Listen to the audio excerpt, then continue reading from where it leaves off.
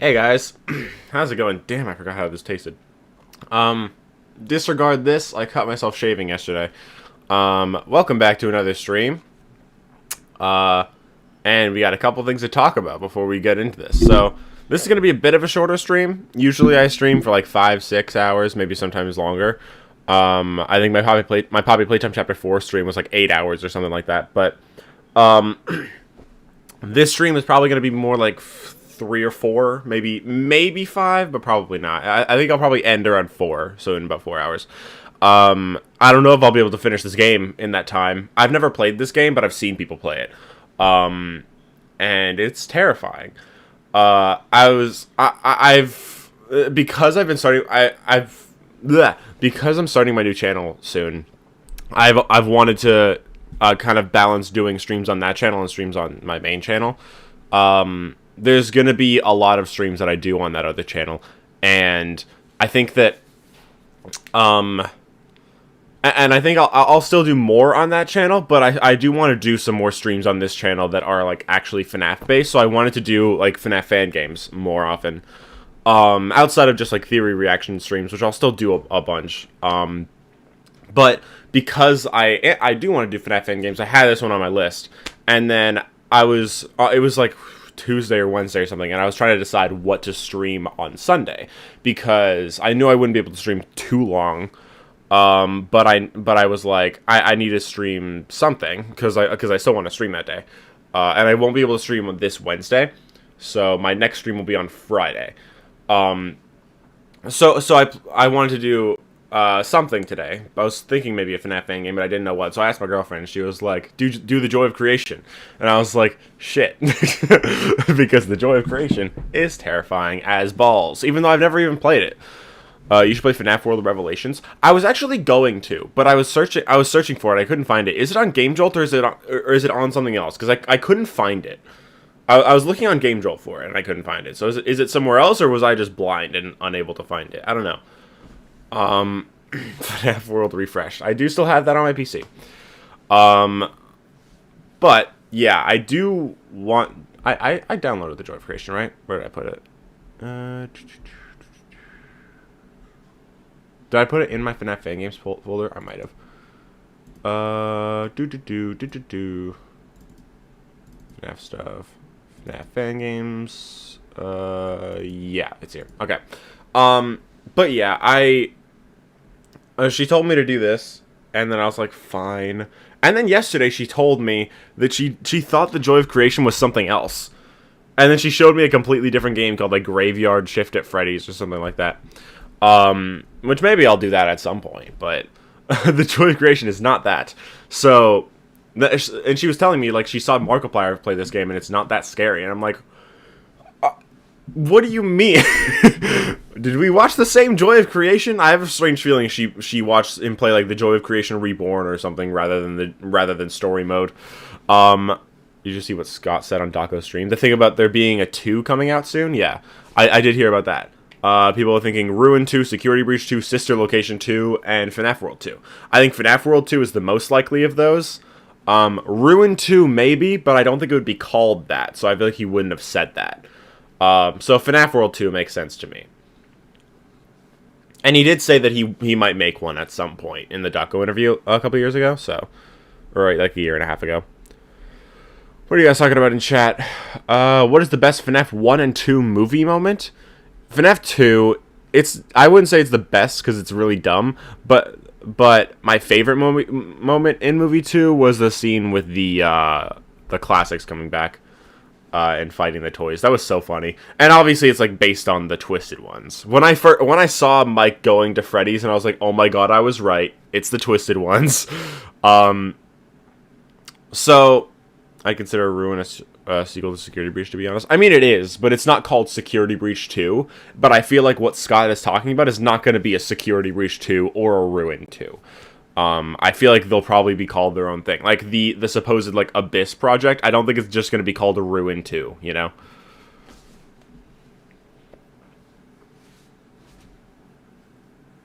The best moment in movie 2 is the Charlie flashback, for sure. My favorite movie, though, is the classics fighting the toys. As for the first movie, I don't know. I feel like probably Afton's entrance, or maybe Vanessa explaining who Afton is. Both those sections were really good, especially the theater experience. My movie 2 theater experience was very mid. Nobody was cheering at all. But my movie 1 experience was like, it was the best theater experience I've ever had. And that's saying a lot, because I saw Spider-Man No Way Home in theaters. To be fair, I saw No Way Home 4 days after it came out, but I still got some cheers. Like, whenever the 2 Spider-Men showed up.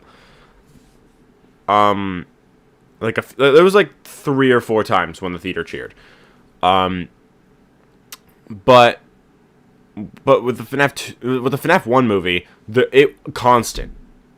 you could tell the whole room was filled with FNAF fans, and that was the best part about it. So when she was like, his name is William Afton and he's my father, that whole part, that was one of like the biggest reaction. That was a really, really big reaction. One of the biggest reactions of the movie. And then when he actually walked out, then people were like, then people cheered like a lot. Fun fact also, what I'm drinking here is not anything normal. This is limited edition Maple Pepsi Cola Zero. It tastes so weird, but it's not. It's actually pretty good. It tastes like something, but I don't know what. Who's winning in a fight? That one Fredbear who runs at the speed of light, or Evan? I am dying immediately.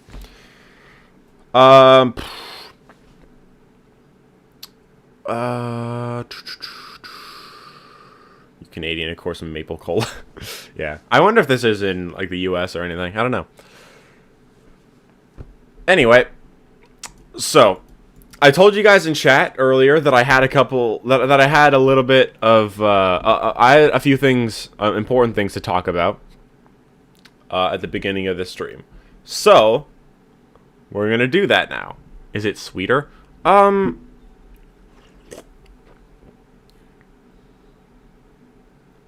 It's syrupy. I don't know if sweeter is the right word. Like, it obviously syrup is sweet, but I don't know if the syrup tastes sweeter or makes it taste sweeter, or if it's just like the same. I don't know. Did you see the Born Again season 2 teaser? I did. It looks really good. Dude. Oh my god. the first like 5-6 months of the year are so good. Okay, not January, but the ones after that. Next month we have RE9, which is my most awaited game ever. Next, in March, we have Born Again and Invincible Season 4. And those are 2 of my most hyped shows. April, we have The Boys Season 5, which is another one of my most hyped shows. They're all going to be running at the exact same time. And then we have, at the end of April, we have Invincible Versus coming out. I wonder if Invincible Season 4 will be done by then. I think it'll have, like, just finished by the time Invincible Versus comes out. In which case, I hope they have characters like Dinosaurus in it and stuff. I don't know. I guess we'll see. And Thrag. Dude, imagine Thrag in Invincible Versus. That would be so cool. Anyway, yeah, those 3 shows, awesome. And then Invincible Versus at the end of April, peak. And then, in May, we have Lego Batman coming out. Dude, this year's stacked full of so many cool things. And then in, like, July, we have Spider-Man. December, we have Doomsday. There's so much stuff. GTA 6, maybe, in November. Wolverine at some point. Is Marvel 1943 still coming out this year, or was it delayed again? I don't know. It's been delayed a few times. I don't know. Anyway. All that stuff kind of ties into what I'm about to talk about. So I'm gonna pull something up. I'm gonna pull a few things up. First one is this. Oh, I can't even play it. God damn it. Oh, yes, I can. Never mind. I'll start from the beginning there.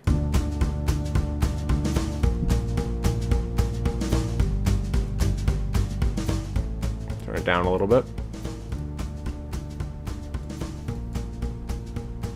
So guys, This is my official announcement that Tuesday, as in February 3rd, in 2 days,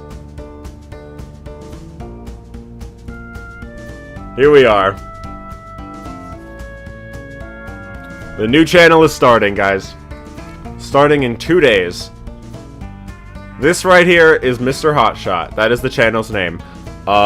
And if you guys wanted to, you could go find it right now. Like, the channel's up. None of the videos are, but the channel is up. So you could go find it if you wanted to. No reason to, though, because on Tuesday, I will be doing a community post, linking the channel. 4 videos will be out at noon EST on the new channel on Tuesday. I will also be announcing this in my next theory video. It's currently planned to release on Wednesday, but I've barely done any editing of it, so it might be a little later than that. What's up with the avatar? Okay, I'll break it down. So, first, it's made by Sketch again, who Sketch made the first one too. And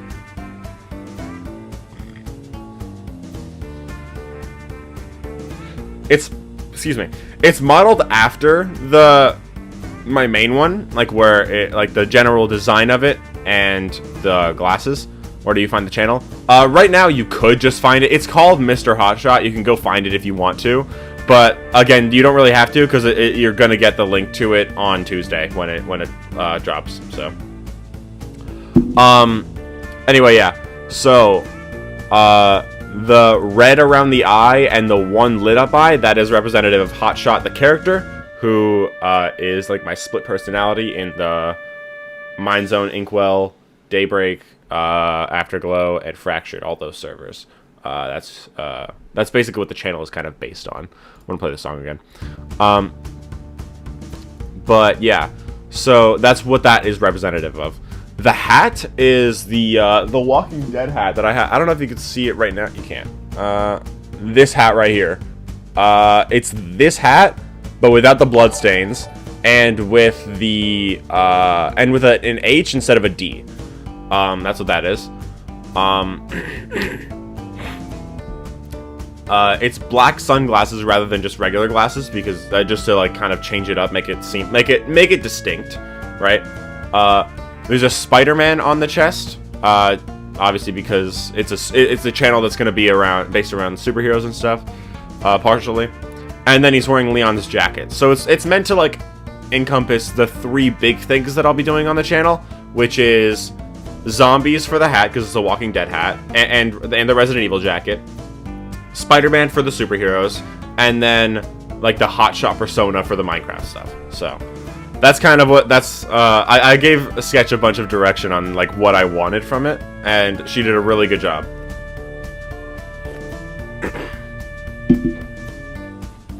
Bum bum bum bum bum bum.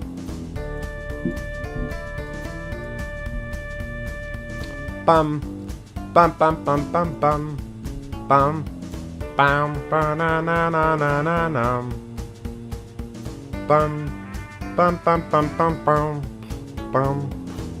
Trying to find it and struggling to. Again, you don't have to find it right now, but just search Mr. Hotshot, go to channels, and oh yeah, there's a lot of Mr. Hotshots.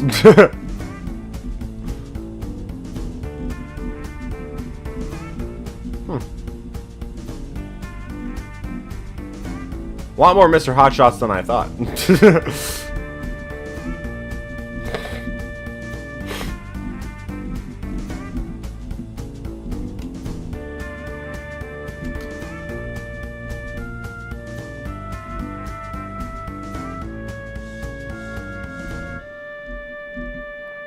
It might just not be up yet because there's 0 subscribers and 0 videos, but I don't know.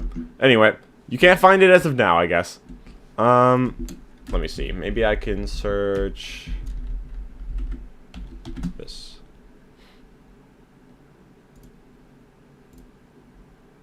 No, that doesn't reveal anything.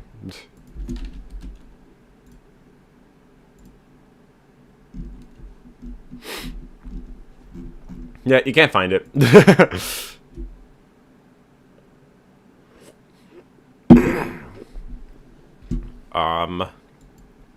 But yeah, that is starting on Tuesday. So if you guys are excited for that, keep an eye on Tuesday around 12, like noon EST. So like 17 minutes ago, around that time on Tuesday. Check my community tab. The channel will be up there. And there will be 4 videos up. One will be an introduction video, and like an explanation of what the channel is, who I am, all that kind of stuff. One will be a re-uploaded Resident Evil 8 VR video, the part where I go through House Beneviento, that whole section. I'm re-uploading that onto the channel. The Fractured SMP, I'm re-uploading that, but kind of with a little bit of a twist, because obviously I've had the ImpulseEvan channel has had those videos, and now I'm having it with, I'm having Hotshot upload it, right? So I'm trying to, like, it's still going to be the same video, but there's going to be, like, little, clips at the beginning of each video of basically, like, his perspective on the matter, on everything that happened, basically. So yeah, there's like a 1 to 2 minute video, like 1 to 2 minutes of extra content that you can check out there if you want to. And then the last video, probably not necessarily in this order, but the last video will be a video predicting season 4 of Invincible. Because I've read the comics and I know what's gonna happen, it's basically just me gonna be like comparing the comics and like talking about what storylines I think they're gonna adapt, where they're gonna end, where they're gonna start, all that stuff. So that's basically what that video will be about, and I'm really excited for that. See, because this is a brand new channel, and I know not that many people are gonna go over to it from my main channel, I don't expect any of these videos to do good. I expect like 20 views max, if even that. Like I could see some of the videos ending up with 0 views right at the beginning, but it's kind of just like a starter, like so that people understand like what the channel is about, and so yeah, that's basically all it's gonna be. I'm gonna switch over to that account so that I can show it off.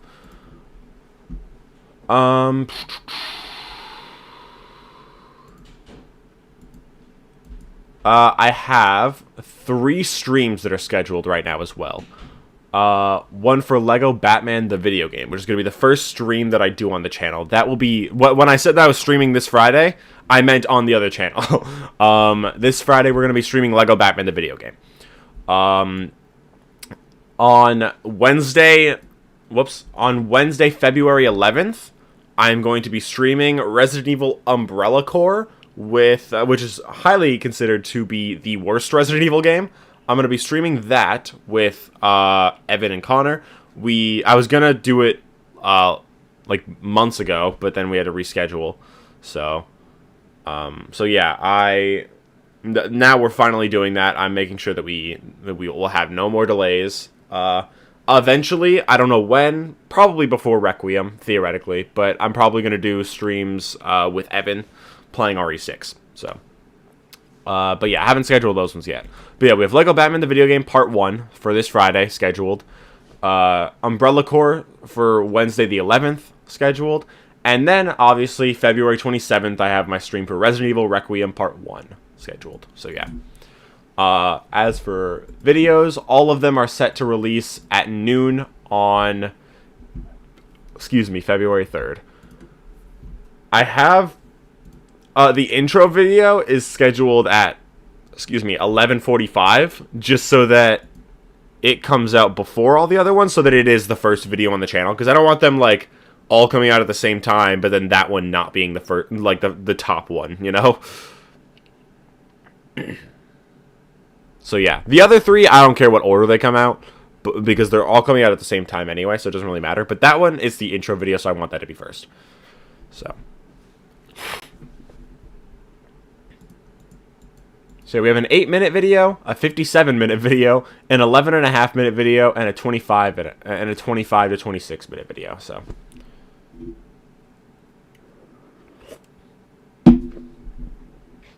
Anyway, I'm going to remove this now. And yeah, so that's happening on Tuesday. I hope you guys are all excited for that. And obviously, if you don't care about other stuff other than FNAF, you don't have to subscribe. But if you want to, then you got it. Where did you find it? Current subscriber. I have 1 subscriber. How did you find it? Did you search Lego Batman the video game part 1? Like, thoughts on Jeffrey Epstein being a FNAF fan? Oh god, dude, the amount of I've been sent a couple reels about that. Like, first in the T-Dread server, like the T-Dread's FNAF theorist server, VIP server. I think Gibby and Connie were mentioning it. And Connie mentioned it first, and then Gibby was like, I verified this myself, and it's 100% true. And then I started seeing reels about it, and I was like, people in the T-Dread server were like, how is the fandom, Withered Circle said, how is the fandom ever recovering from this? Oh god, it's so funny. It's disturbing, obviously, but it's funny. It's really funny. Okay, I understand, Freb. I guess that makes sense. I mean, people can do that. Like, again, it doesn't really matter. The channel's not starting till Wednesday or till Thursday anyway, but I guess if you're already subscribed, you'll see the intro video 15 minutes ahead of everybody else, I guess, because I'm uploading it at 11:45, but I'm only putting it on my community tab on or at 12. So you'll see it 15 minutes before everybody else, I guess.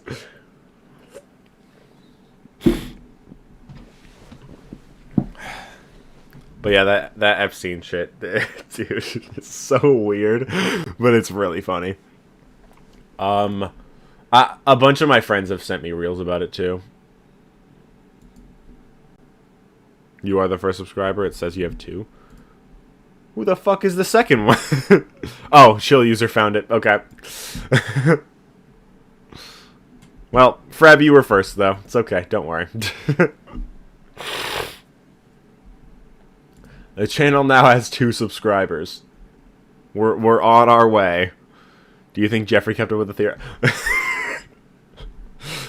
Hold on. When did he die?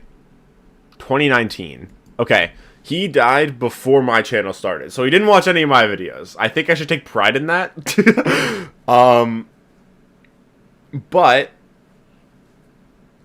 he probably watched MatPat. Nah, he 100% watched MatPat. That's for damn sure. Anyway. Jesus. See, I haven't been trying to follow up to keep up with the Epstein file stuff. I haven't been trying to, but it keeps popping up in reels, and all of my friends keep talking about it. So like, I kind of just have to keep up with it, just like unintentionally. But everything new that comes out is like, dude, what the fuck?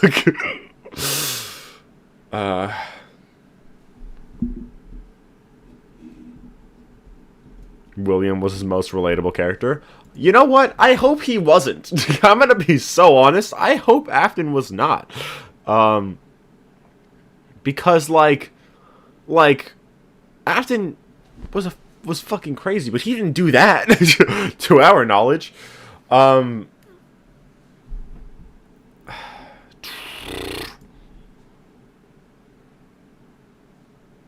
I don't know, man. Some weird shit. Anyway. Sorry, just making sure the mic is still connected.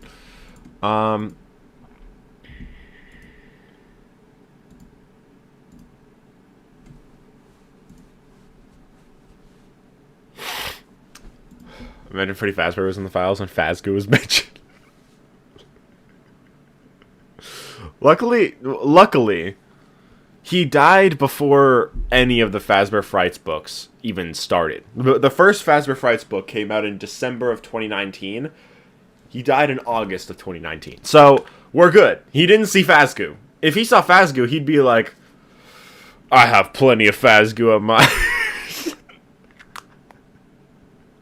I'm not going to continue that joke. I think you know what I was talking about, though. Anyway, I don't think Scott would write that for Afton. Yeah, I don't think so either. Especially the fact that it hasn't been brought up. Like, I feel like we would have some indication of that if that was the case, and there's no reason that he would do that. I remember I was looking through Reddit posts the other day about that Scott made, or like replies, and one thing he said was that he tries to keep the games PG, but it is a very, very like sensitive topic. Like murder, obviously, is very bad, but obviously, but like he still tries to keep it like so that kids can enjoy it, but it's not for them. You know what I mean? So it's like,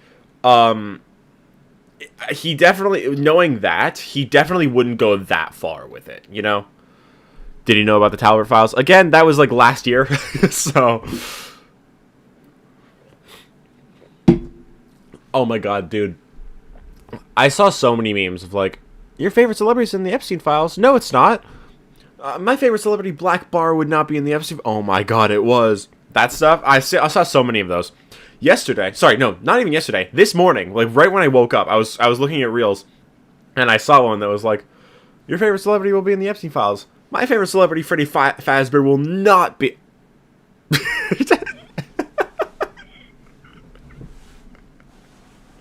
And then he is... I know for a fact Scott knows about this by now, and I just wonder if he'll say anything about it. You know, like, do you think he'll just leave it at this? Or, like, do you think he'll just let the fandom know and then just stop talking about it and then just never talk about it ever? Or do you think he'll bring it up in a post and be like, guys, I heard, and I'm sorry I did this? Oh, God. What, Diddy is a FNAF fan? Probably, honestly, knowing him.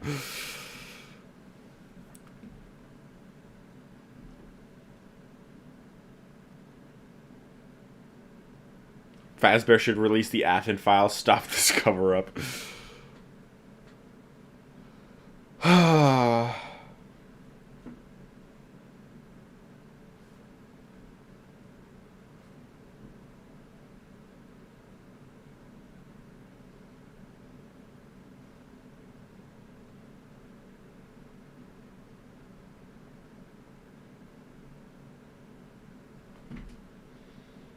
You know he had the fast scoop. Jesus. Okay.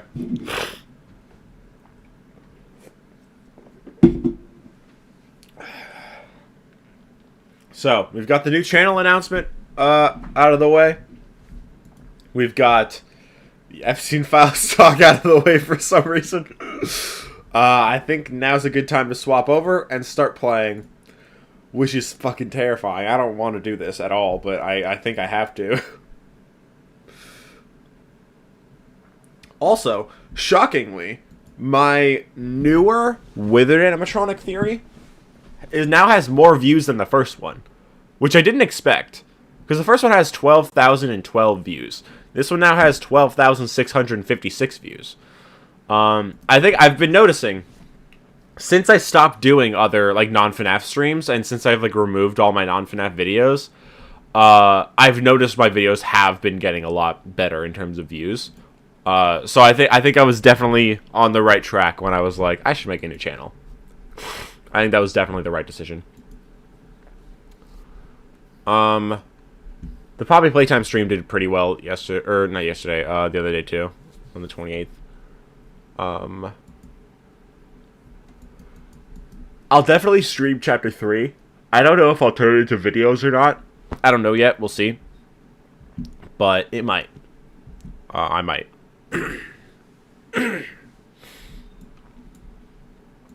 So.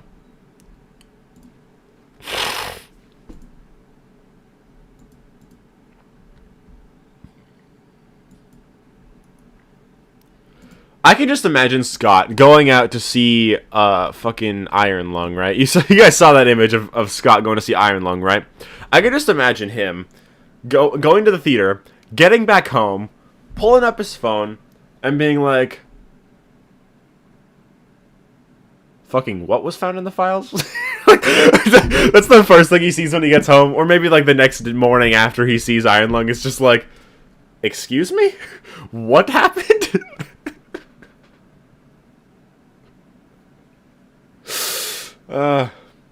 I feel so bad for Scott, man. I feel like, dude, if I were in Scott's situation, I don't know what I would do. I'd just be like, guys, what the fuck? Like, he has pretty much done that. He's been like, people are weird as shit, but I'm gonna capitalize upon it and make TJOC of the high school years, because why the fuck not? And then this happens, and you're like, okay, maybe TJOC of the high school years was not the best bet. Maybe that was not the best route to take.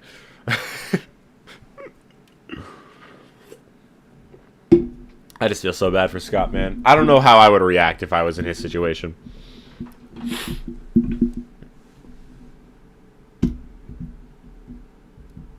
FNAF fandom's reputation is cooked beyond belief. Yeah, I would say so.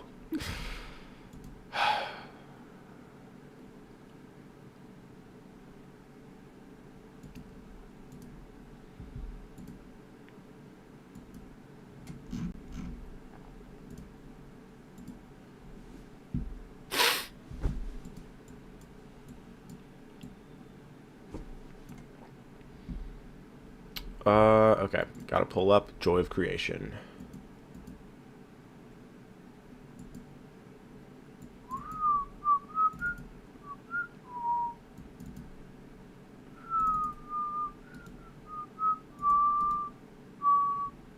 I'm gonna make a shortcut for it.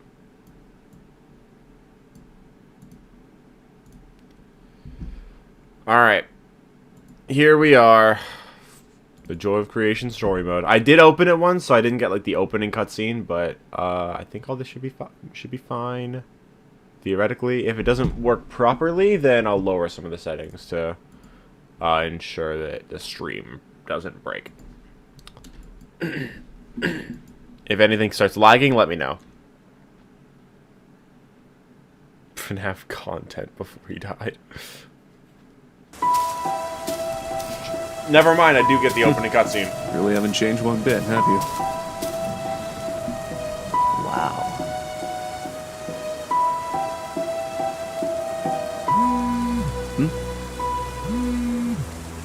Tobias. Hey Nick, the house. It's yours. Finally, after so long. Thanks, man. Peek. He got his house.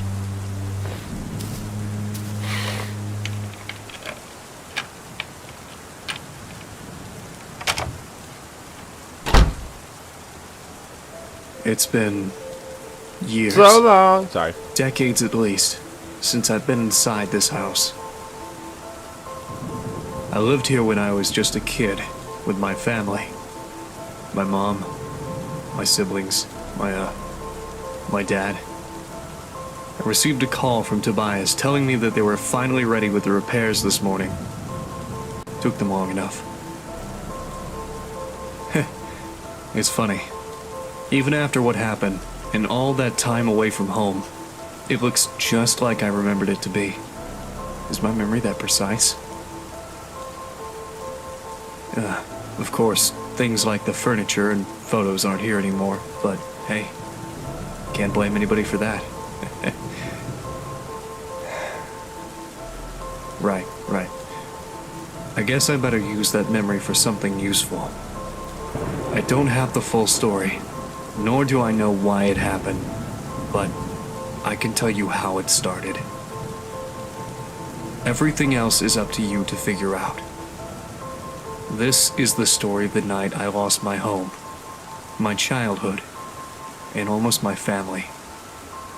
When Five Nights at Freddy's just ended.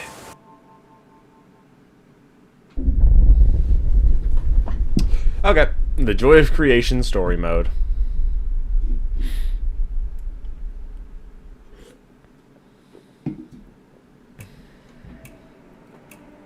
So, I want to lower the volume a little bit. Cannoli Machete. That's the name of the song, by the way, that Ashley made. I'm actually going to close that. There we go. Does it still say it? Nuclear and what is that? When was I watching that? What? I gotta check my my Google. Give me a second. What is playing on my video?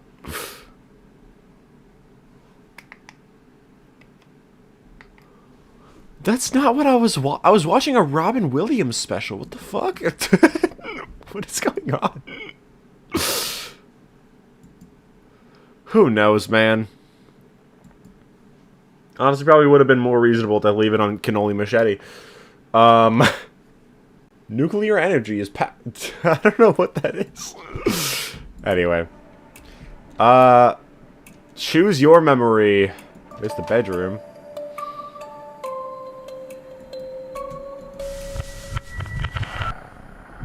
I'm scared.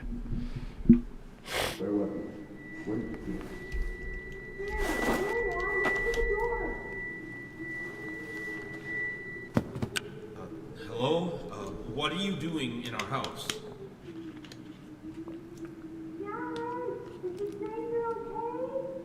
Yes, he's okay. Don't worry. He just seems confused.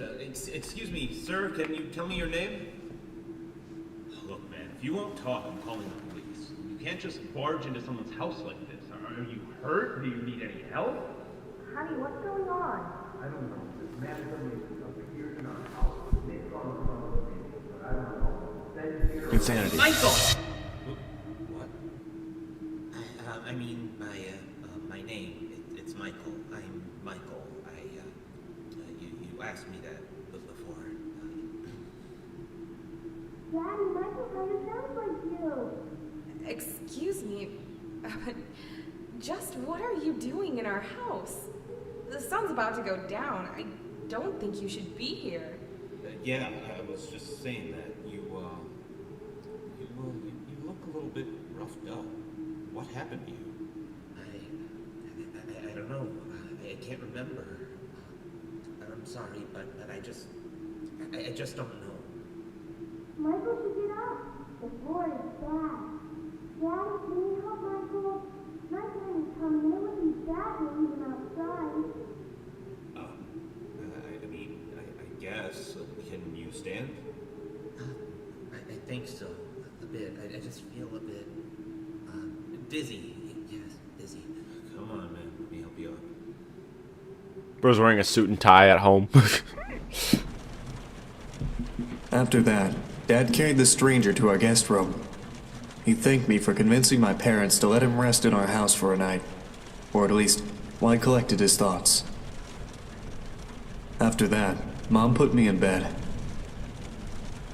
I can't remember much about Michael, but I knew he wasn't a bad person, or at least he didn't look, dangerous. I was young, so I guess I just didn't know any better. Certainly didn't know what a burglar was, that's for sure. Not that I was implying he was. I'd never talked to him again after that. Well, except for when the storm happened. That's when I woke up on my bed, and I saw them. Okay. Shit. Space to stand up. Left to interact. Hold left click to sleep.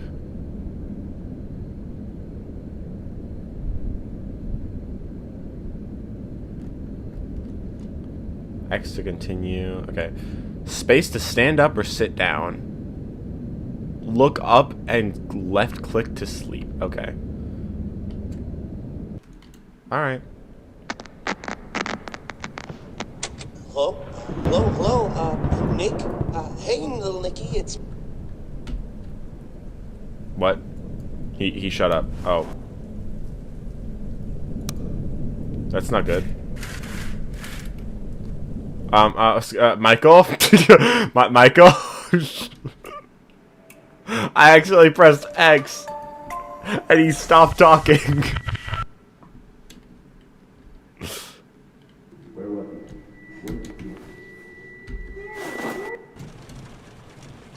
After that, Dad carried the stranger to our guest room.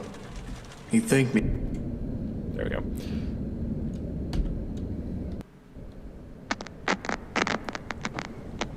Hello? Hello? Nick? Hey, little Nicky, it's me, Michael. And hey, don't say anything back to me, okay? There are monsters around that'll hear you if you do. Now, don't be scared, Nick, okay? Listen to me, and we can defeat those monsters, alright? Okay, so these monsters might look, surreal. Don't look at them too long, or you'll feel weird and see creepy things. When you do, turn on your desk lamp next to your bed. You'll feel safe there. But the more you stare at the scary monsters, the worse you'll feel. Okay, first things first. Freddy, the fuzzy brown bear. He's at the window, Nick. He'll peek inside. Close your curtains and keep them closed until you hear him leave, or else he'll get inside. Uh-huh. Then there's Bonnie, the ill-tempered big purple bunny. Keep an eye on your door. He'll be there. He's not shy at all. He will knock on the door to let you know he's there. Once he opens the door, shut off the lights as fast as you can, Nicky. He can't see you well in the dark, and he'll leave. But make sure you're sitting down when you do that, all right? Okay, then there's the chicken. That one's a little bit weird. Check the closets often. If she's peeking through, make sure to disable the lights. She doesn't want to be seen, but ignoring her doesn't help either. If she does catch you with the lights on, she'll scare you and stun you. Now look, I know this is a lot to take in, little Nicky, okay? Just listen carefully and try to remember it all, please, okay? Alright, last is Foxy. He'll be right beneath your bed, Nick. You'll hear scraping from the bottom of the crib when he's there. Be watchful if you see his hook on the back of your bed, because soon enough he'll be right there next to the bed. Don't look directly at him, Nick. Instead, pretend to sleep.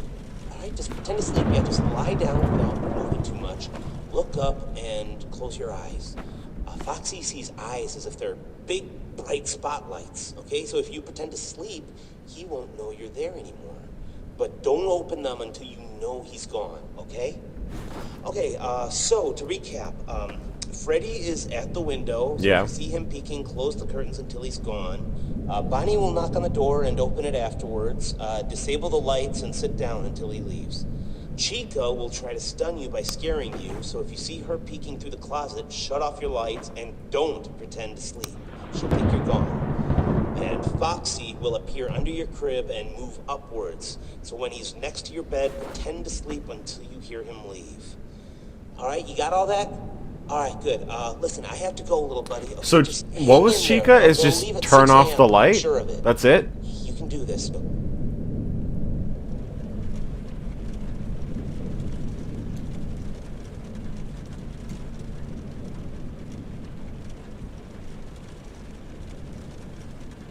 So she could just turn off the light, right? Is that it? That's what he said, right?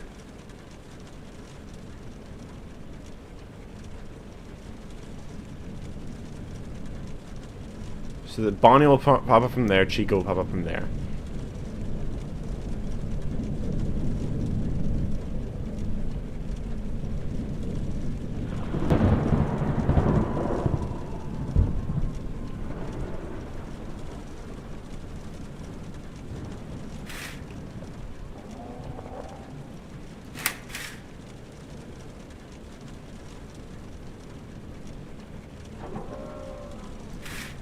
Okay.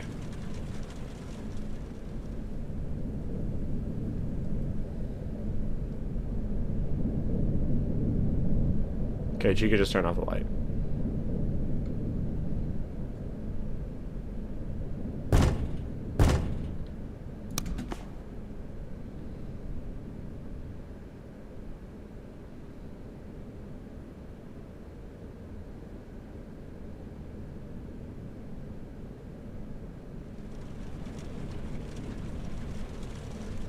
Bonnie?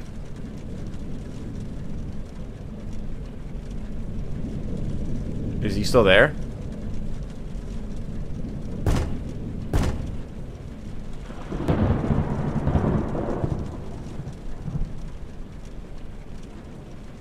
If you keep the light off, you go insane.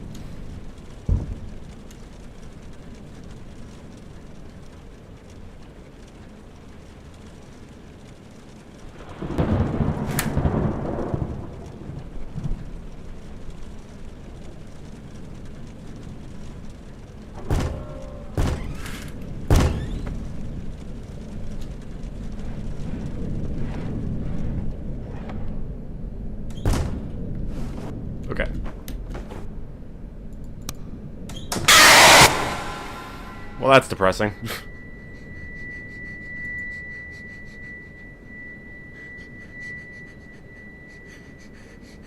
Do I turn off the light for Foxy? Anyway, that was just sad.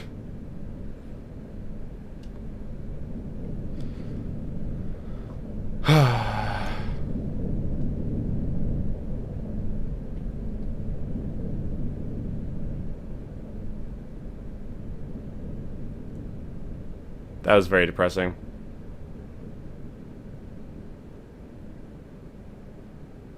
Does Chica have a sound cue? Okay, there's Freddy.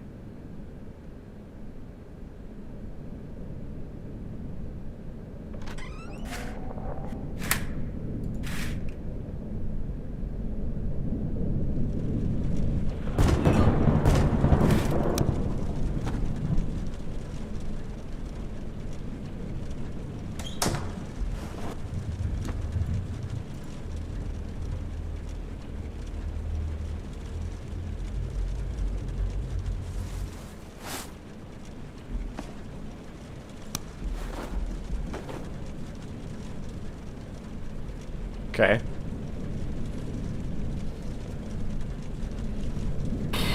Okay. Do I need to turn off the light for Foxy?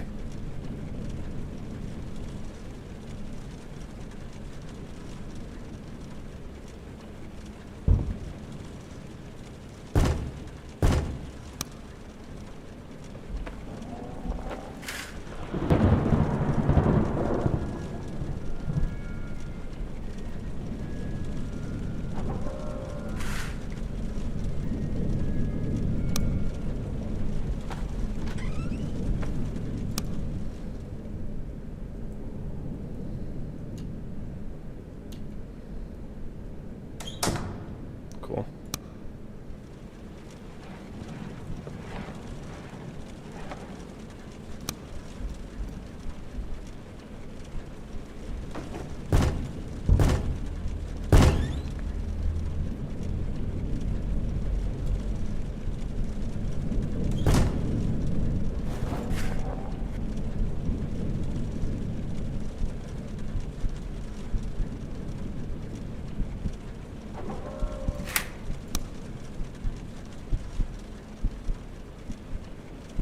I'm going a little too insane, and that's not good.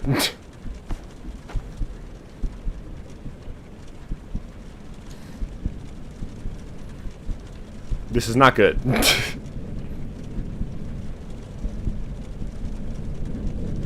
I'm not in a good position right now.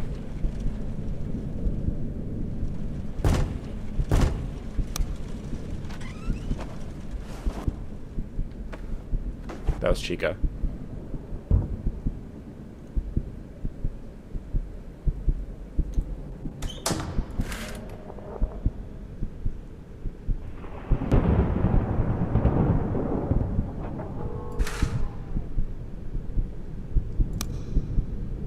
It's only 3 a.m. and I'm very insane. This is not good.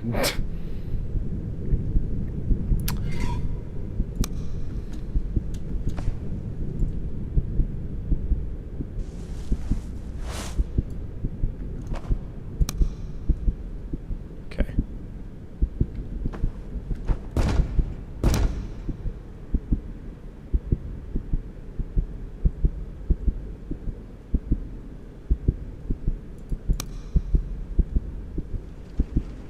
I think for Bonnie, I only need to sit if he gets in.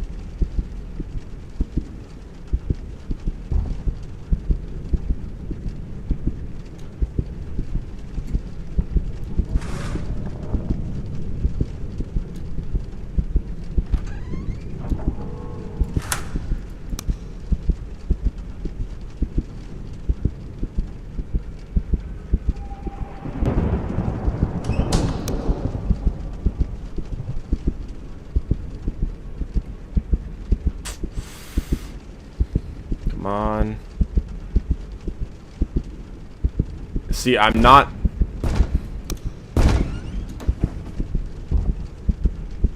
This ain't good.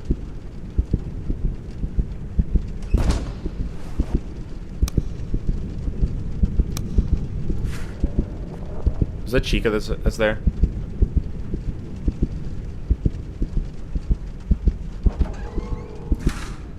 Now that's Chica.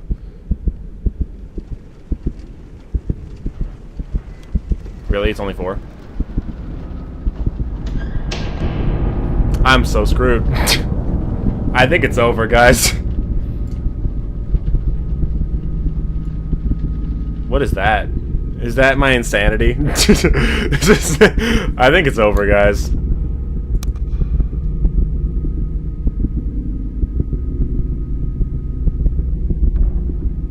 It's 5.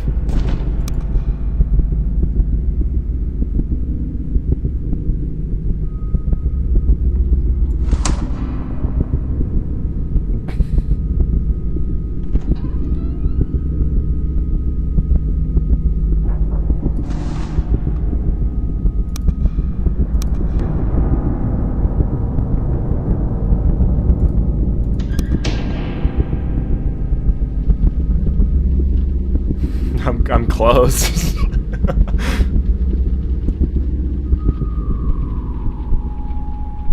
I think that's it. Yep.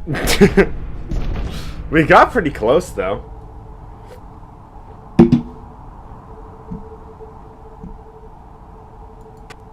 Come back. Okay.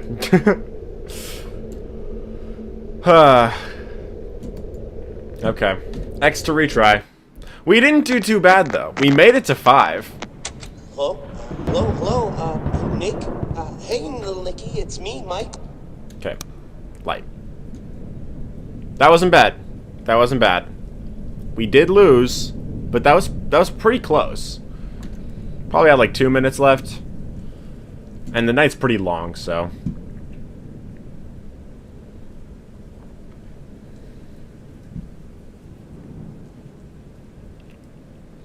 It's just the insanity that's really the problem.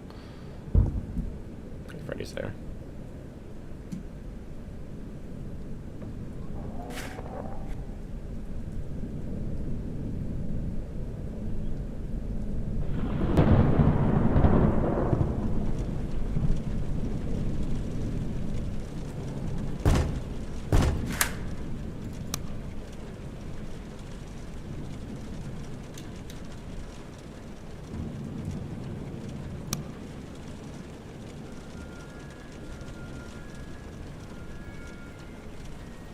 Do I have to turn off the light for Foxy? I don't know.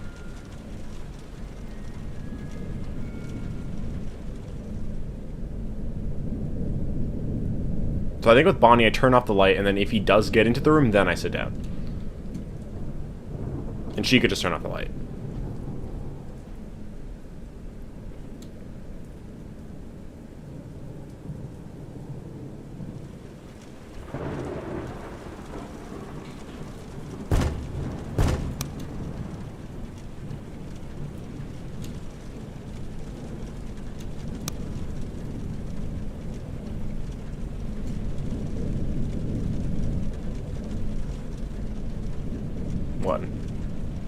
I was 4 a.m. so long last night.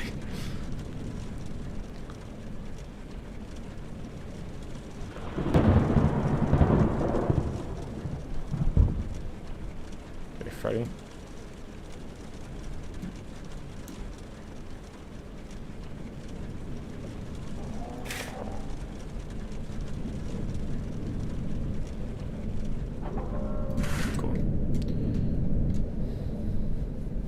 I think I have a FNAF poster too. Sit. Shit.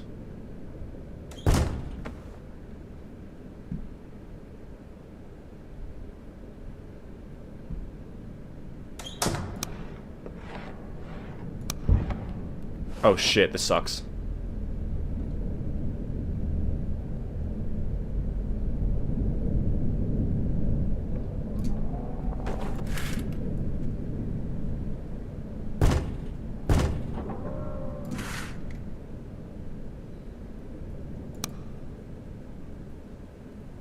Okay.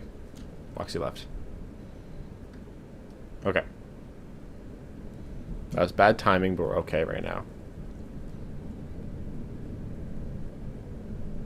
Really, I think just looking at the light is the best option. Because you can hear Freddy.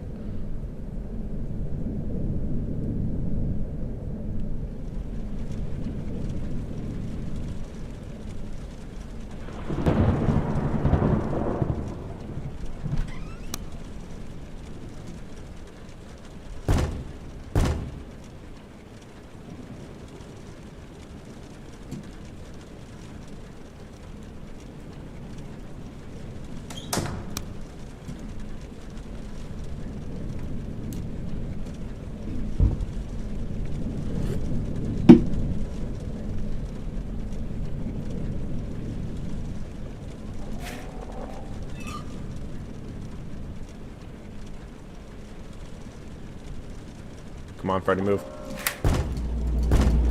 Hello? God damn it, Freddy.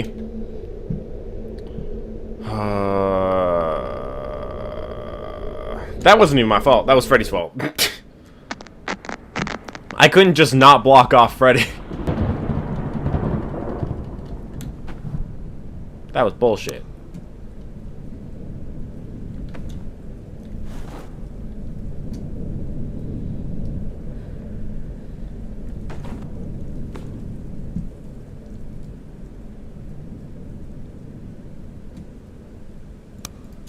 Yeah, okay.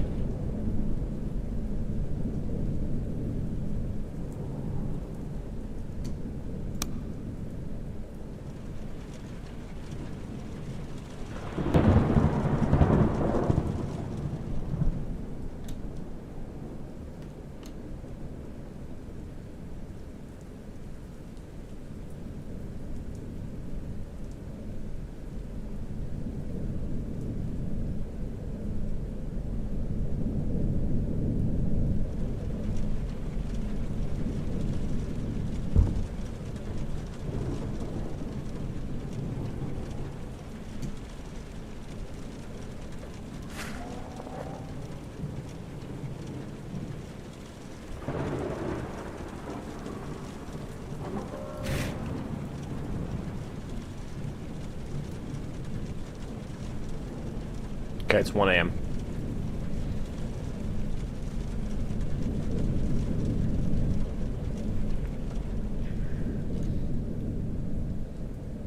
I remember Night 2 being pretty cool, but I don't remember exactly how it works.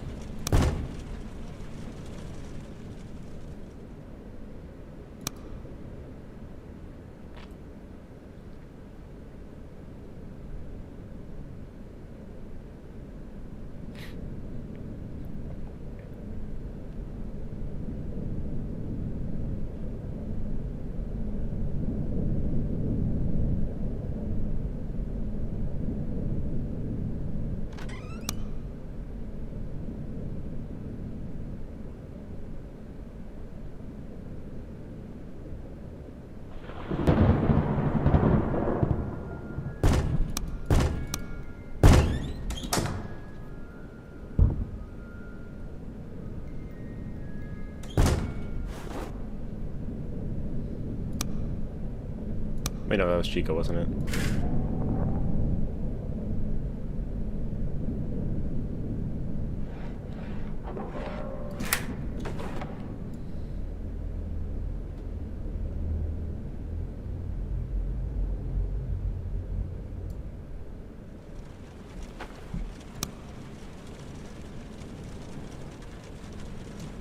Okay.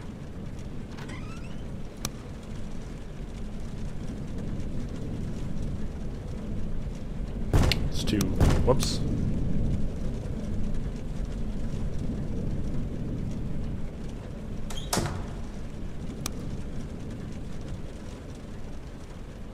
Awesome. Yeah, I am a little locked in, yeah.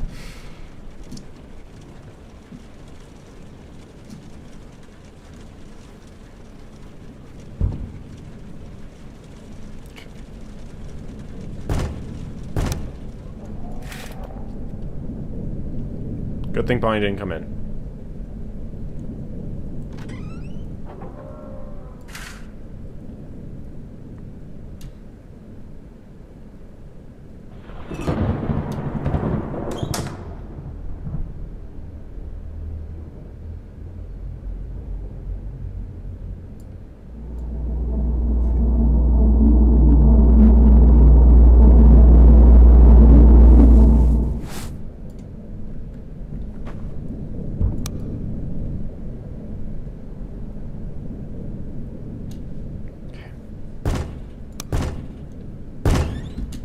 Oh, fuck you.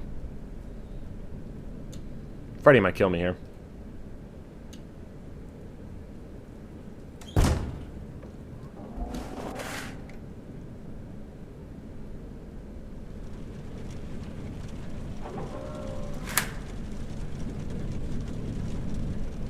Okay, no Chica. Never mind, fuck you, Chica. Getting a little insane.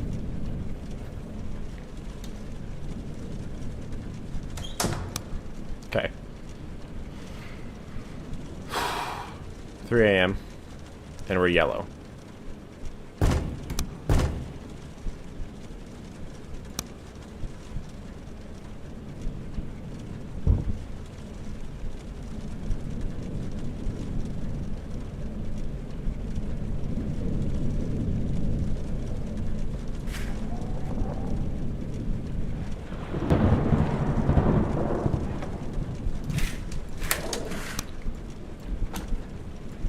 Did Freddy kill me there, or did he go away just in time?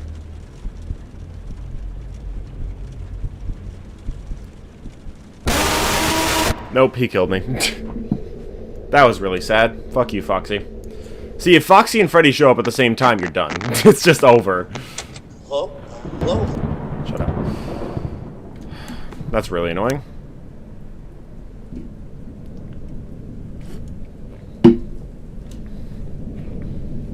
How'd I make it to 5 a.m. the first night?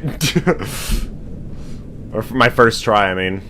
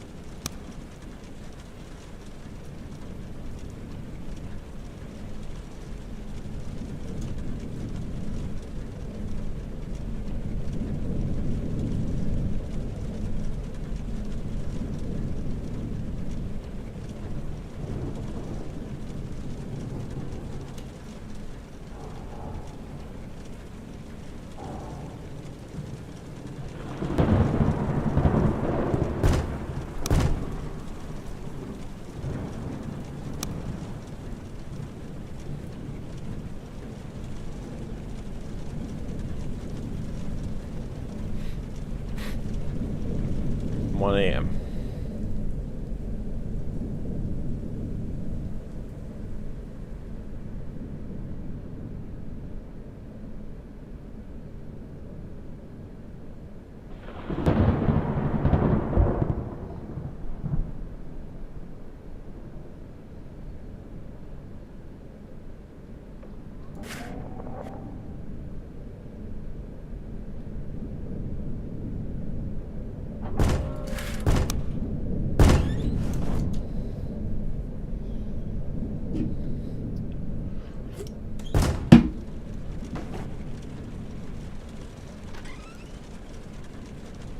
Okay, door closed.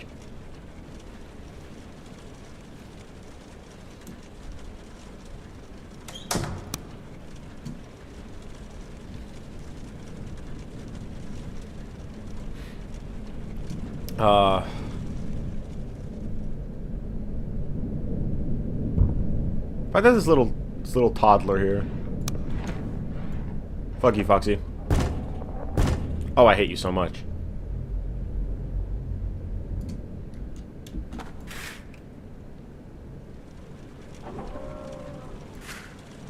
Cool. No Chica? Okay.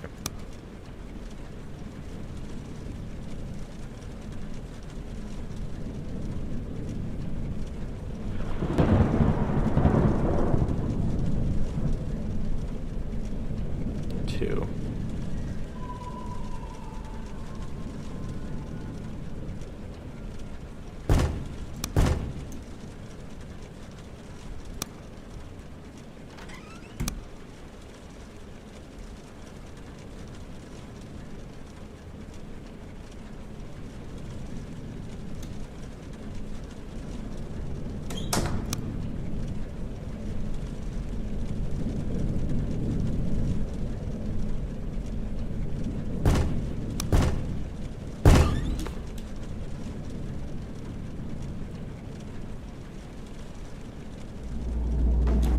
No.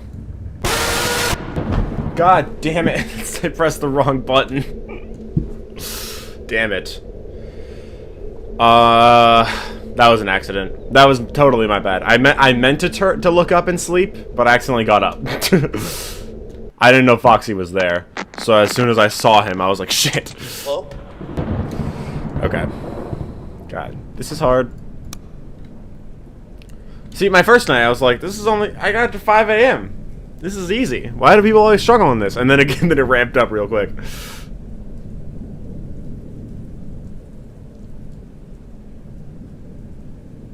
Will I beat this game today? Probably not. I have like 3 hours too, but...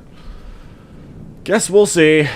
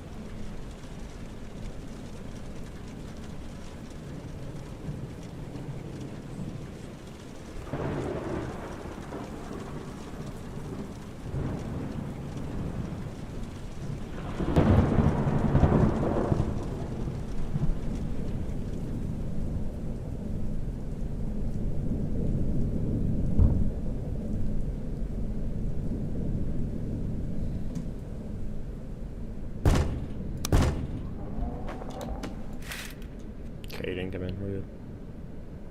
If he did, we'd be fucked.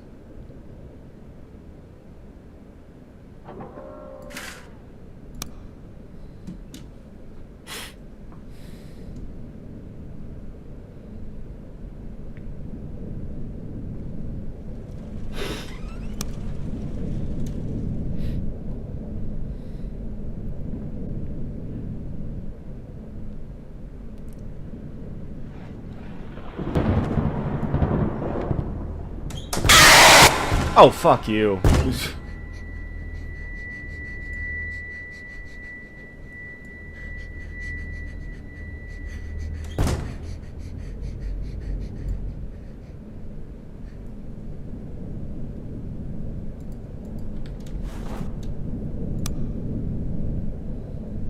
That was stupid. Chica and Foxy coming at the same time. I didn't realize that was a problem, too. Okay, could be worse.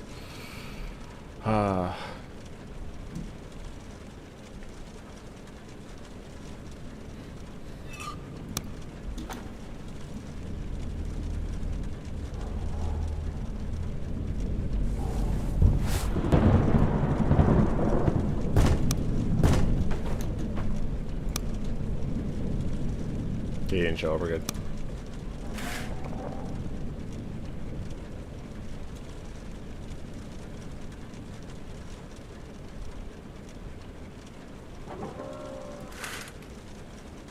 Okay.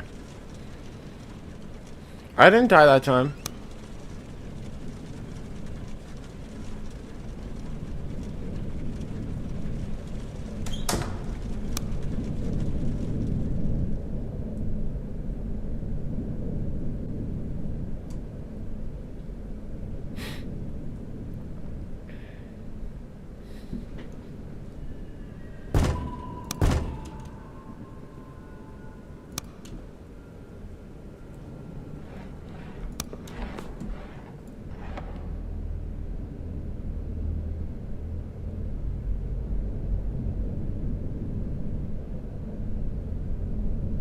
You gone?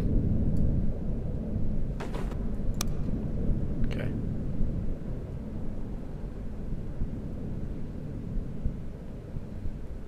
That's not good.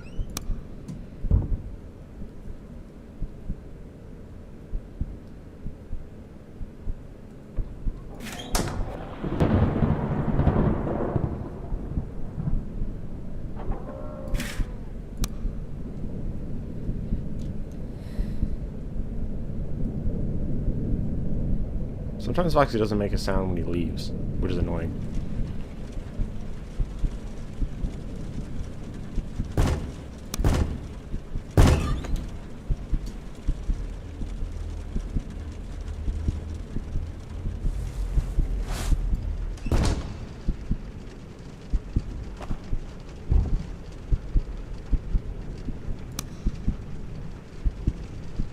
This isn't good. It's only 3 a.m. Was that Chica?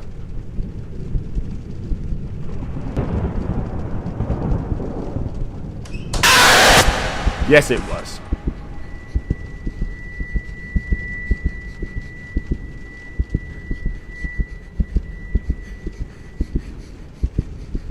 Chica spawns at really bad times, doesn't she?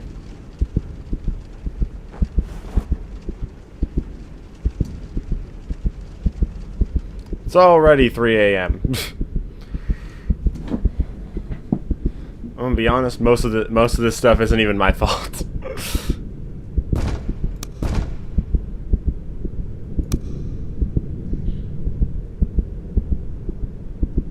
It's already game over, let's be real.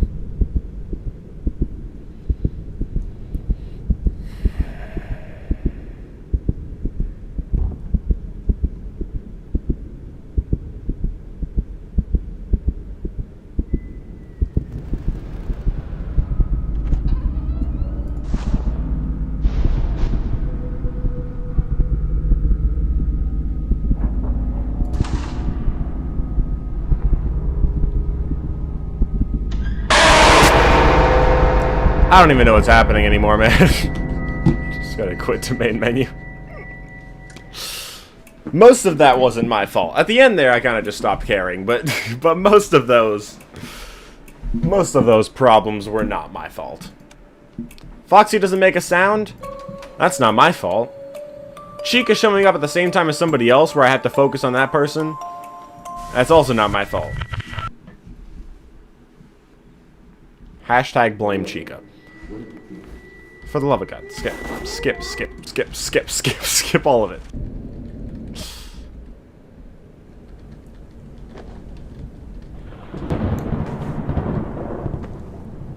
What's going on? There we go.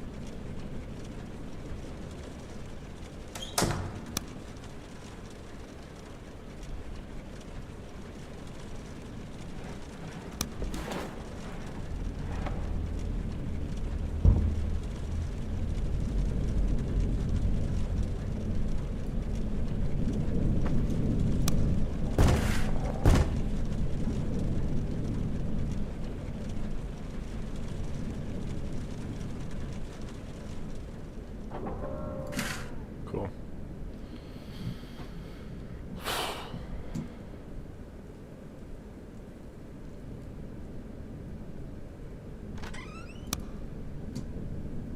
Okay.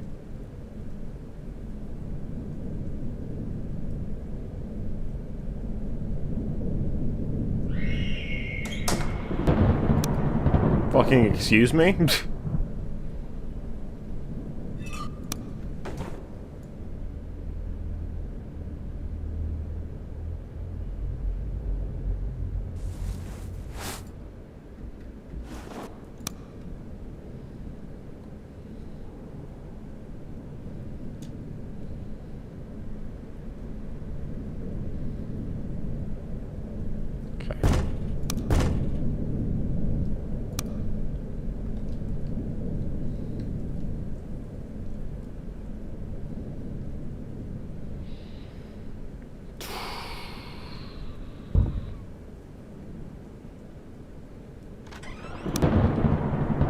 Had a feeling that would happen. I was going to turn off the light when he showed up anyway.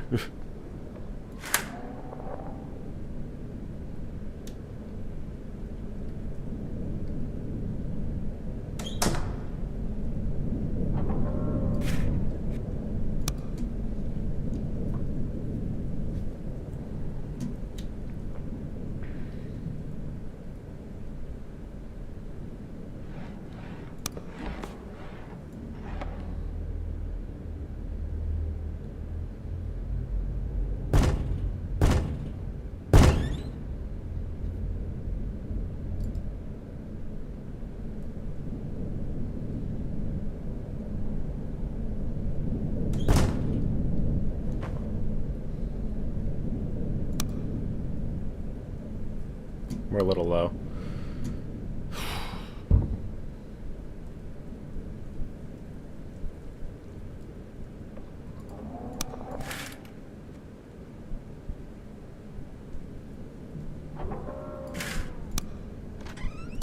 Fuck you.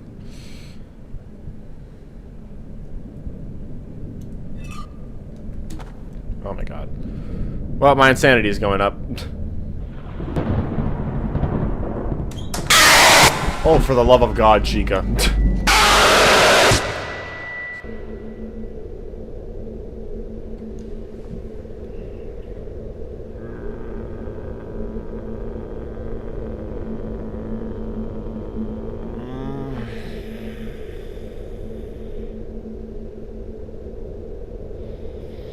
I don't like this game anymore. I liked it when I first played it, and I made it to 5 a.m. I don't like it anymore.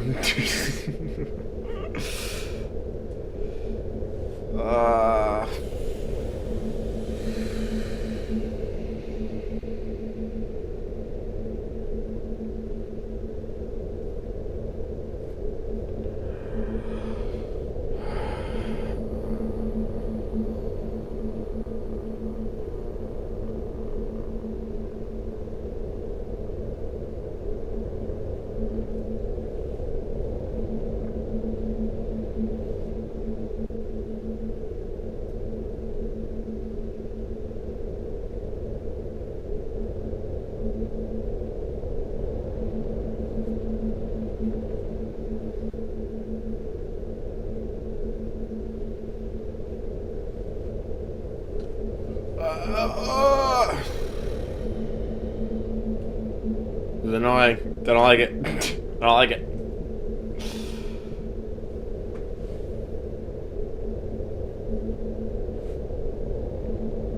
I'm not even scared. It's just not fair.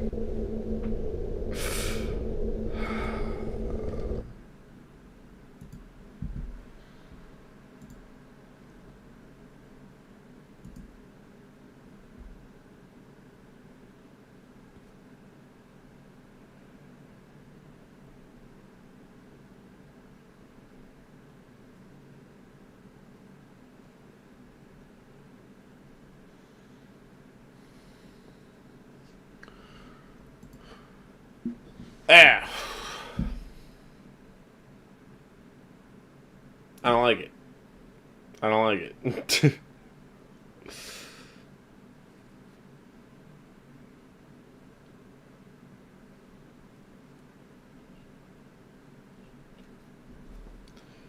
I was doing so well. At like by like 2 a.m. I was barely even going down on the insanity. Everybody was timed perfectly. And then Foxy and Chica show up at the same time. Chica and Freddy at the same time. Everybody just keeps popping up at the same time in non-compatible times. Like, Chica popping up at the same time as Bonnie or Foxy is detrimental. Like, you're completely screwed in that case. Because you can't sit down if Chica's there.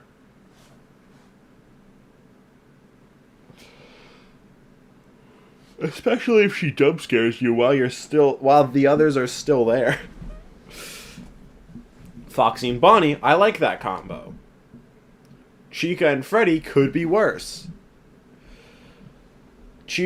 Freddy and Foxy, no. Stay away. Go away. I don't like that.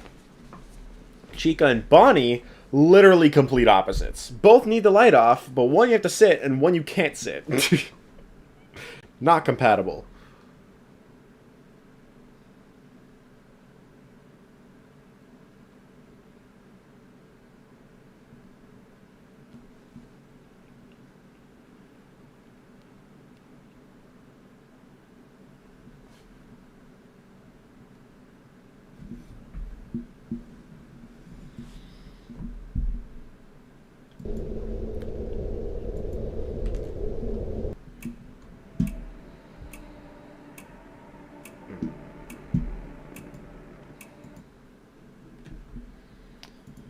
I quit. I quit.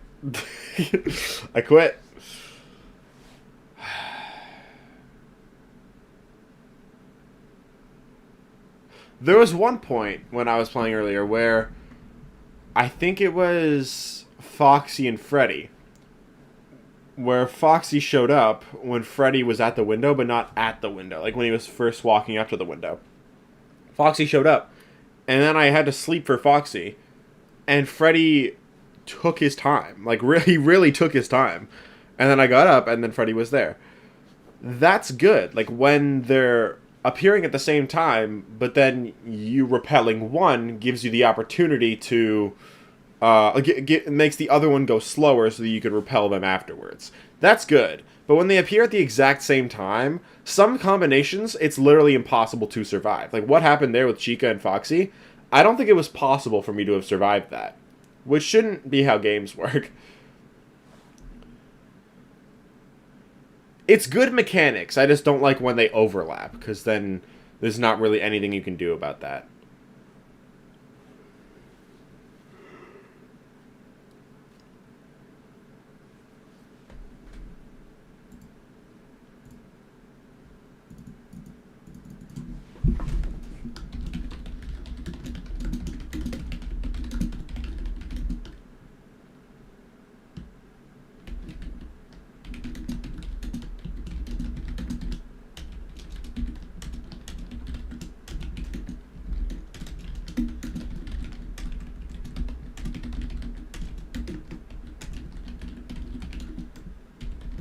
Alright, I have renamed the stream. It is now completely different. So, what theories are we watching?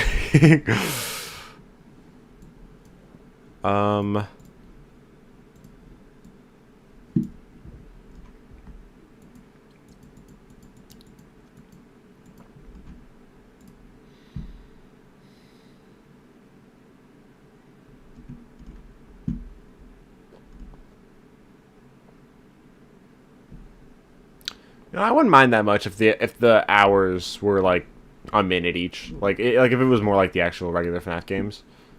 I feel like that would be a little bit better, but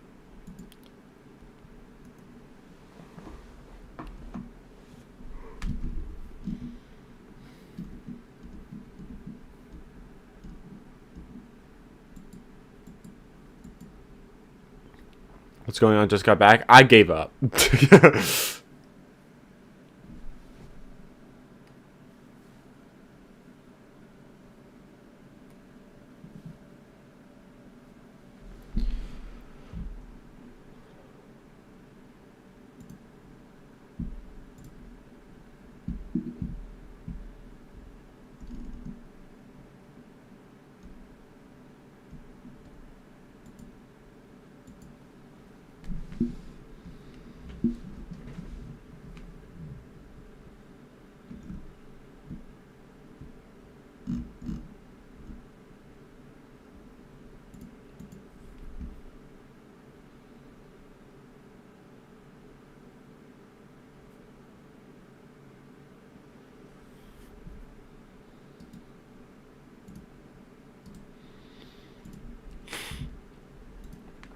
Alright, I have 2 videos I want to watch. React to FNAF theory, Reddit theories? Oh, I've done that before. Nah, not today. Maybe I'll do that at some point in the future. Like, maybe in a dedicated theory reaction stream. But, there's 2 videos I want to watch right now. One by Rytoast. Are the toy animatronic Springlock suits. We watched his Withered one last time, so we'll watch the toy animatronic one. And I also want to watch Withered Circle's new video on Ned Bear being Golden Freddy. I remember in the T-Dread server he was talking about that a few times, and I was like, what? So I'm interested to see like what he's gonna say. I mean, to be fair, Ned Bear is a ripoff of Fredbear, and Golden Freddy is a version of Fredbear. So technically, both Golden Freddy and Ned Bear are versions of Fredbear. You could say that, I suppose. But yeah, I don't know.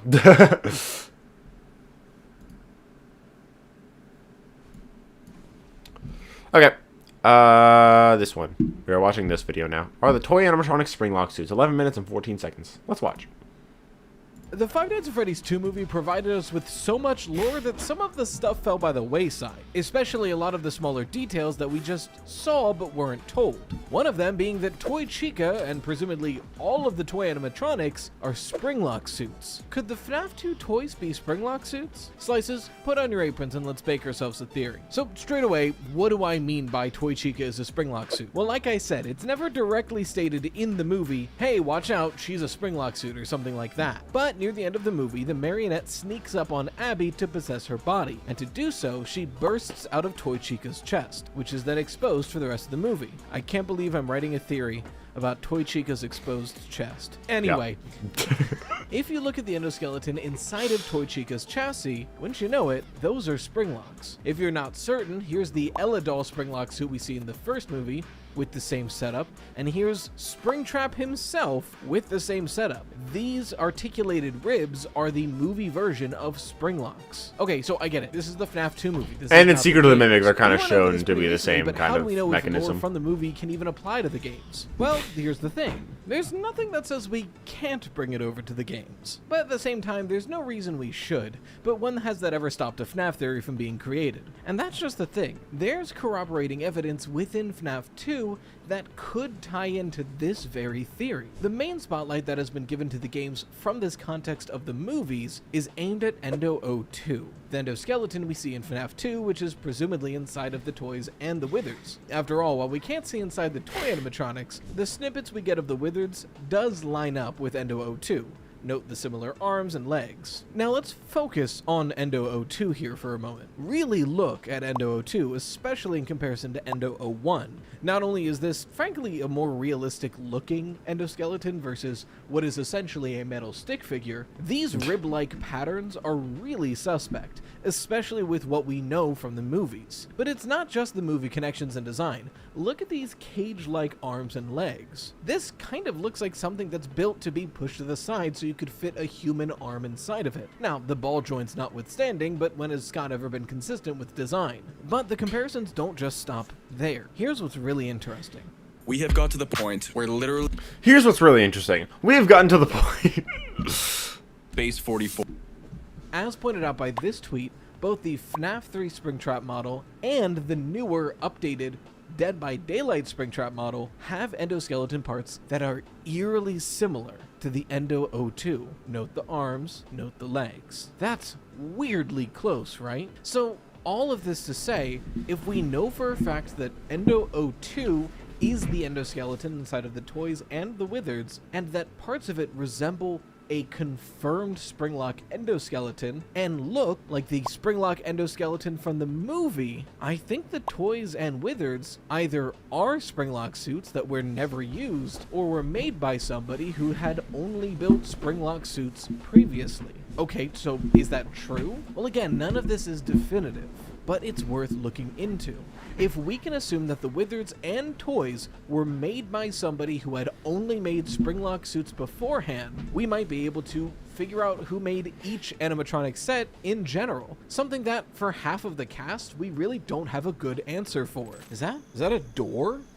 like a real door, finally? I don't believe it is a This door. one for ages. Anything It's a is long better ass than swamp this search place. game. Everything. So let's just take all of our facts and lay them out plainly in front of us. Who do we know for certain, or near certain, has developed what animatronics? Well, in FNAF 6, the person we presume to be Henry Emily says that the missing child incident victims are trapped in prisons of his making. We know that those souls are trapped within the original Freddy's animatronics, so prisons of his making, Henry made the original Freddy animatronics that we see in FNAF 1. The fun times are under Afton Robotics, and are explicitly made to kidnap children. It feels very Afton coded. It's got an Afton hint of flavor. I have made a theory in the past about how it might not be William Afton.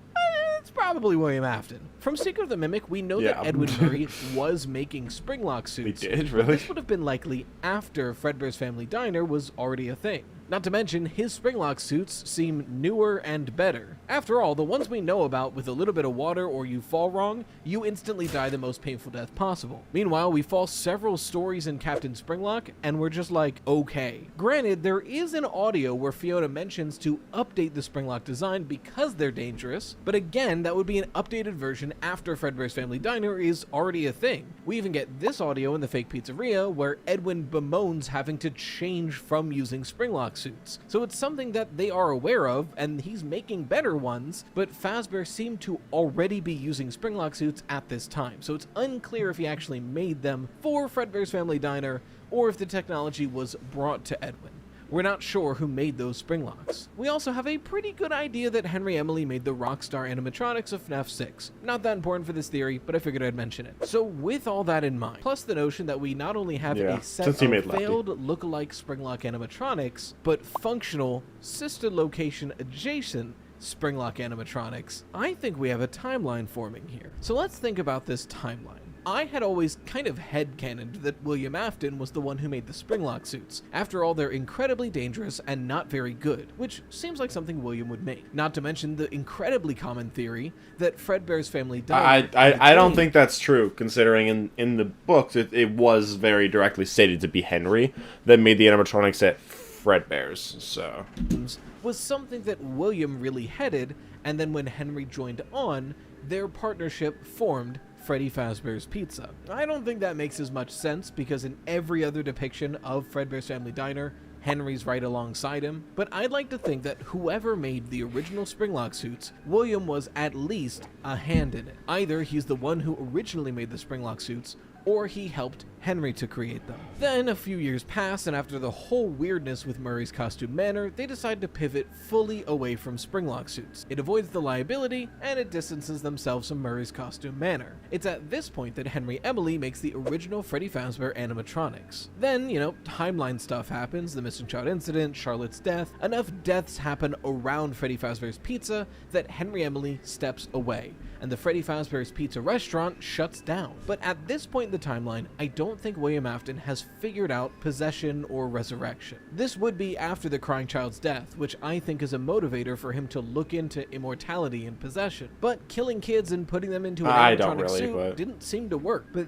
then, William Afton considers Springlock suits as a possible necessity. Maybe killing somebody inside of the animatronic is the key. After all, his kid's head was inside of Fredbear when he died.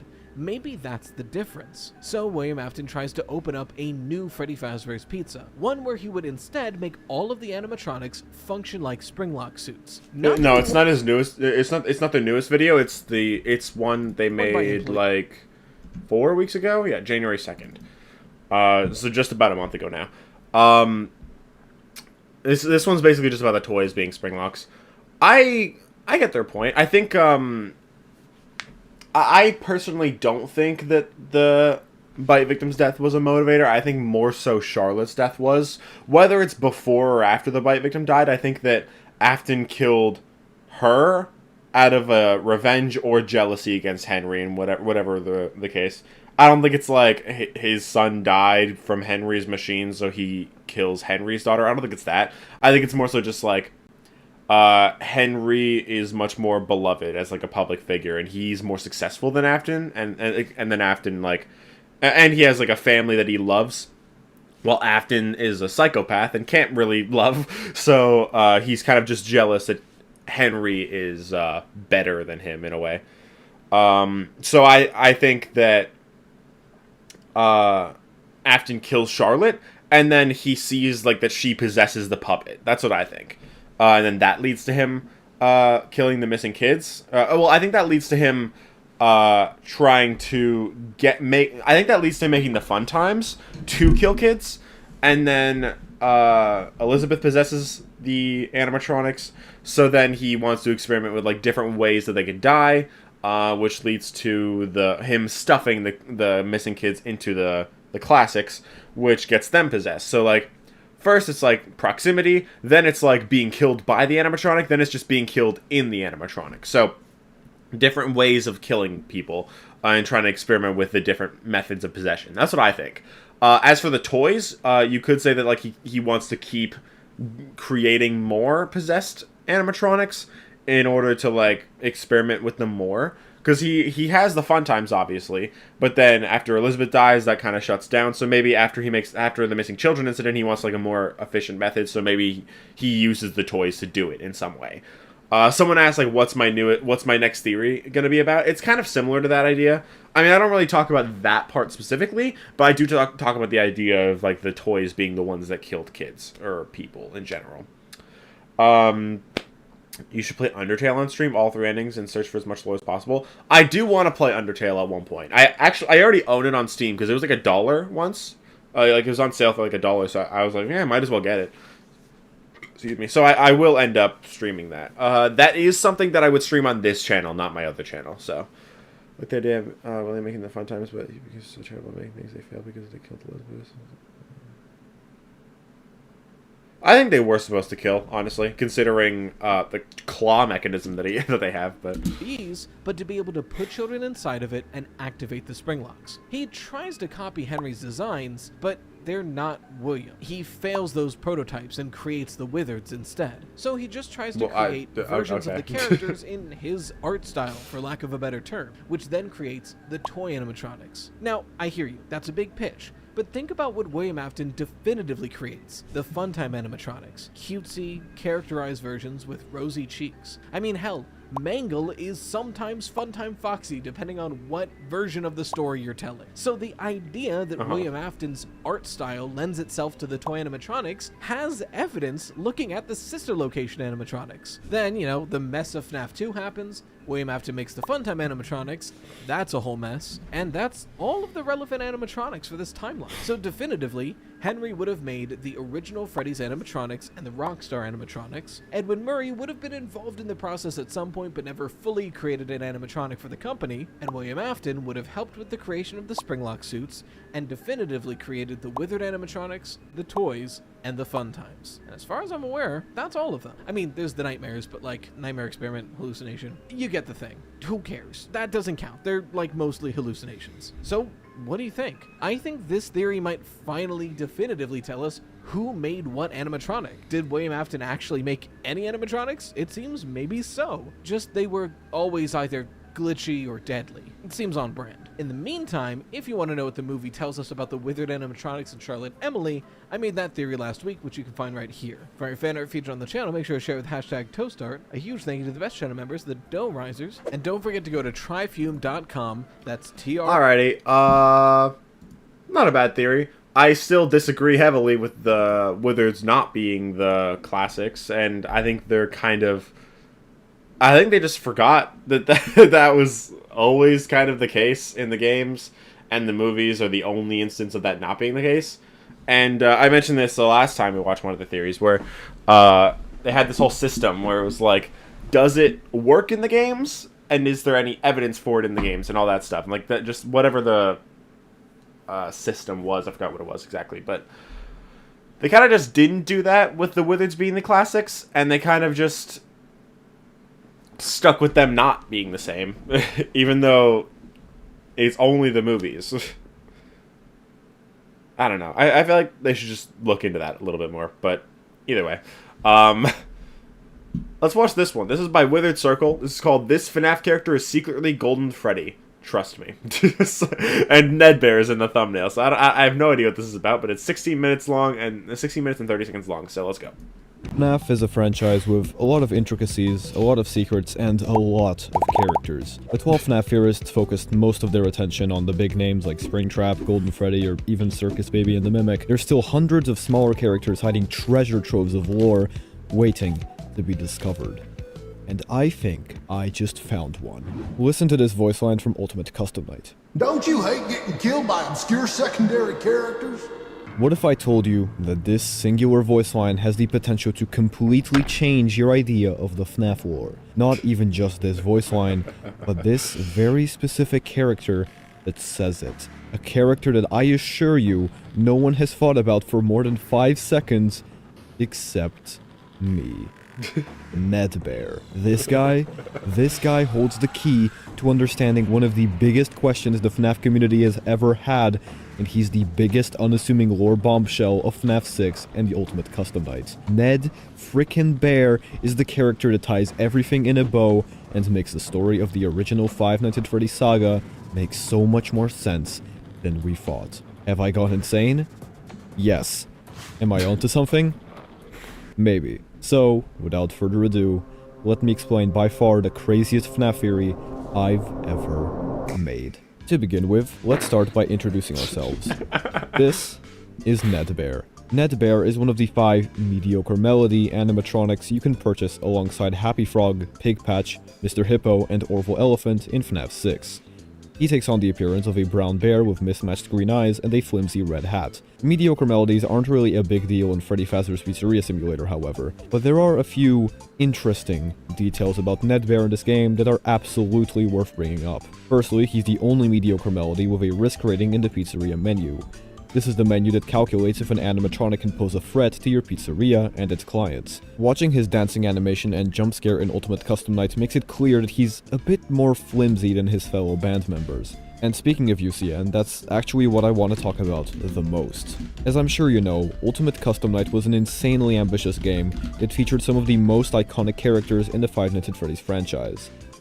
And the mediocre melodies. But while fans were confused at first, they soon found out that this weird band of animatronics was hiding a dark secret. Orville Elephant, Happy Frog, and Ned Bear had extremely rare voice lines with a quiet, childish voice playing behind them. The voice lines for Orville Elephant and Happy Frog are pretty self-explanatory, basically speaking directly to William Afton and confronting him about what he did while he was alive.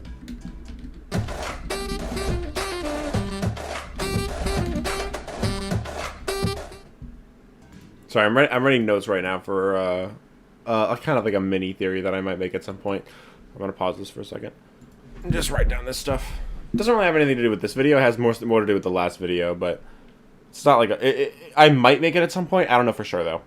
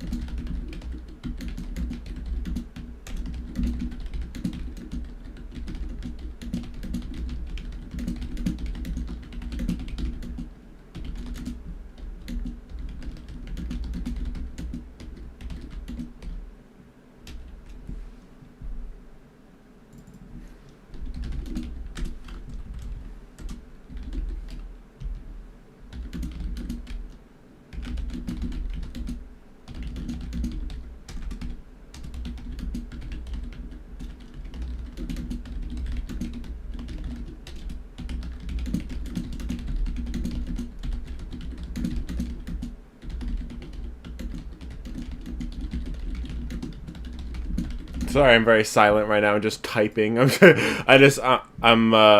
writing a whole novel. Basically, I'm just writing about. It's just a small theory about the rock stars. One that doesn't really matter, but it's just an interesting idea to think about. That's why it's probably gonna be like a mini theory. It'll probably only be like 5 minutes, but I don't know. It depends. There is kind of a lot to talk about here, so it might be a little longer than I thought. It's related to something I talked about with Sandwich Man in a previous stream. You might be able to figure out what I'm talking about if you go back or whatever, or if you just remember. But I'm almost done. Don't worry.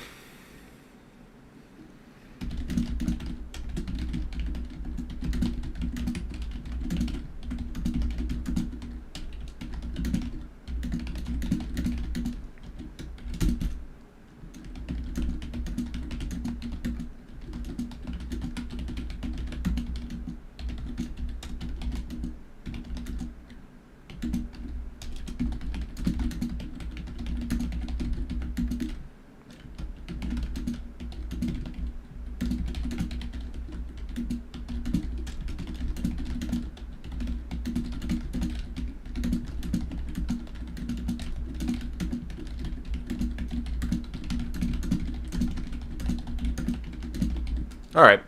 Should be done. What are you talking about? Let's see.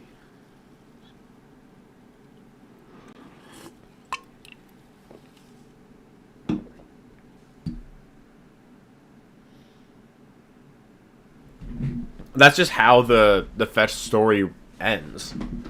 It's just trying to indicate, yeah, this dog here, this is meant to be a fetch minigame. And I think that's trying to indicate, like, that, I don't think it necessarily has to mean that it's teasing anything. I think it's just meant to show, like, yeah, this is a fetch minigame. And because Scott said that there might be a fetch game, I wouldn't be surprised if all 3 of the minigames from Into the Pit end up being games, but it's not really, I don't think that the CU part is teasing that at all. I think that's just, like, it establishing this is fetch.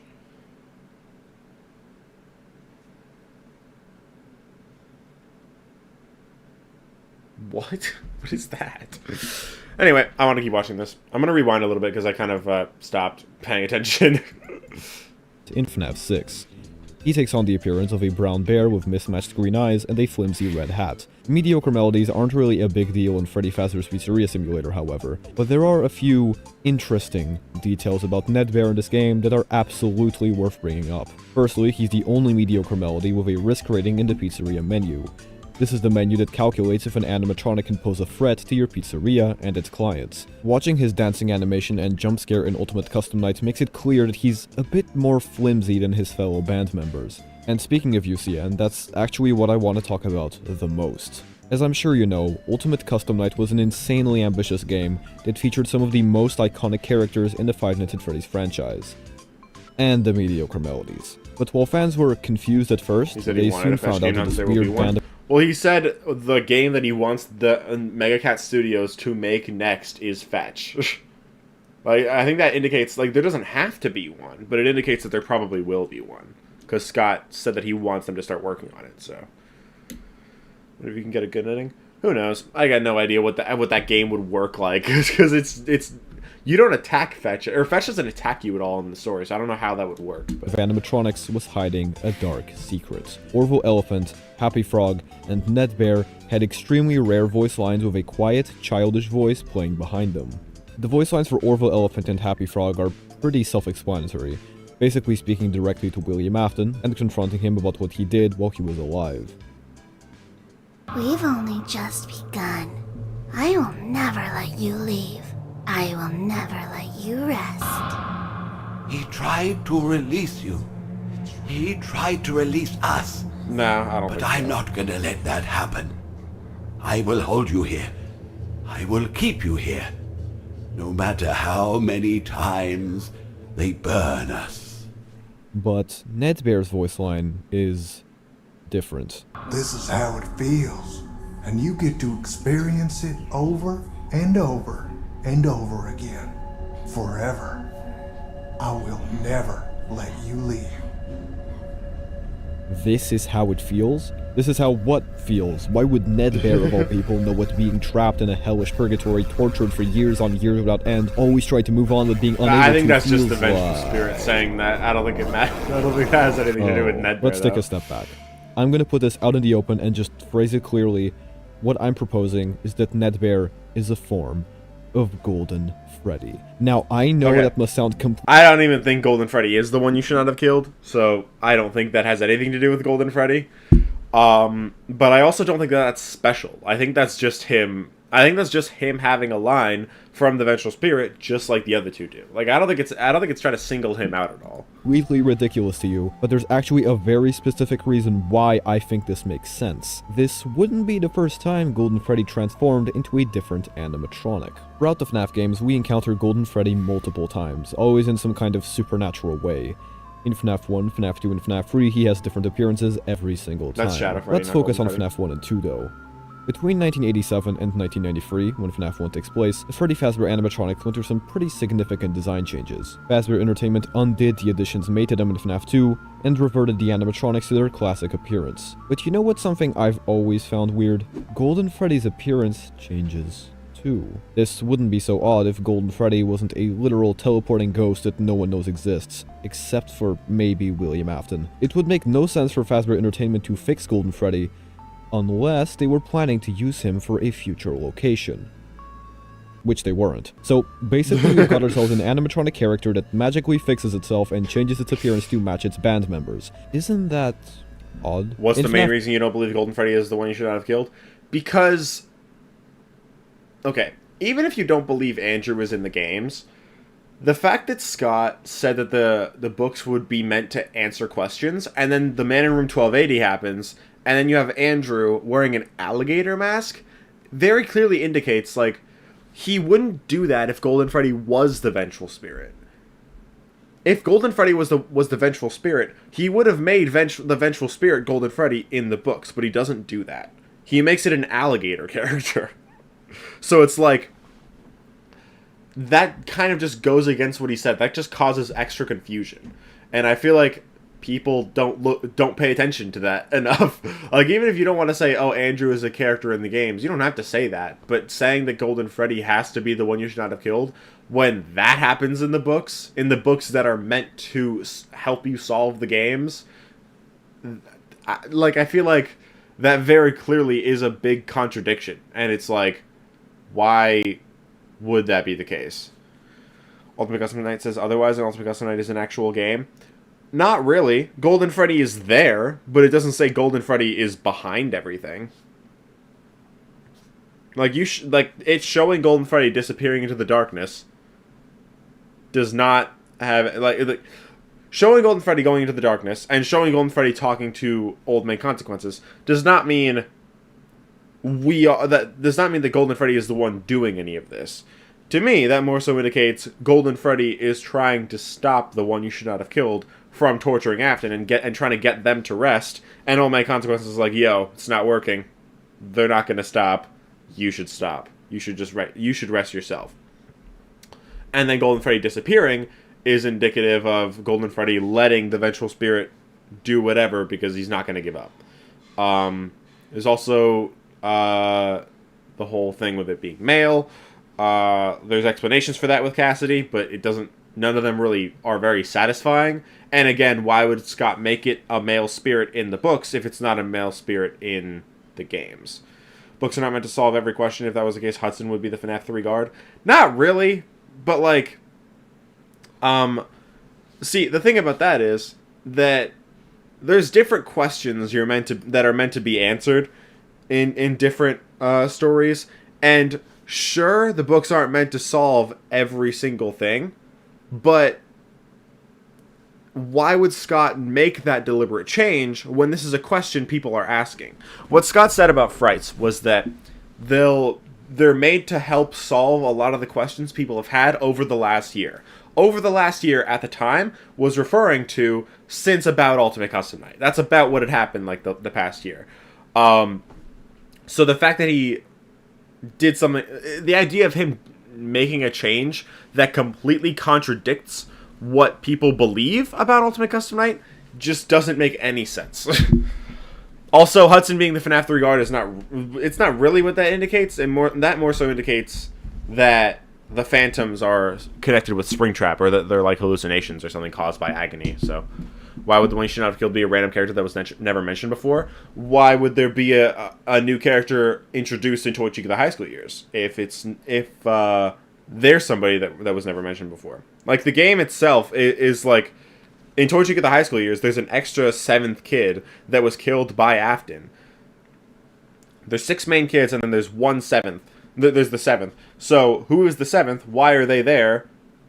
Made to help implies we should have known about Andrew and Olympic Mike before the book. Yeah, that's what I'm saying right now, though. Like, Toy Chica the High School Years tells us there's another kid that we don't know about.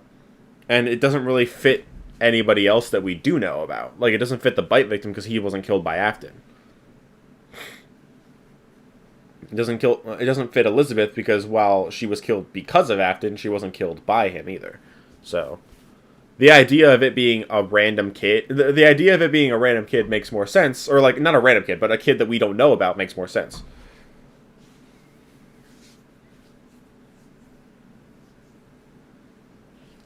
That's exactly my point. Andrew did exist at the time of Ultimate Custom Night.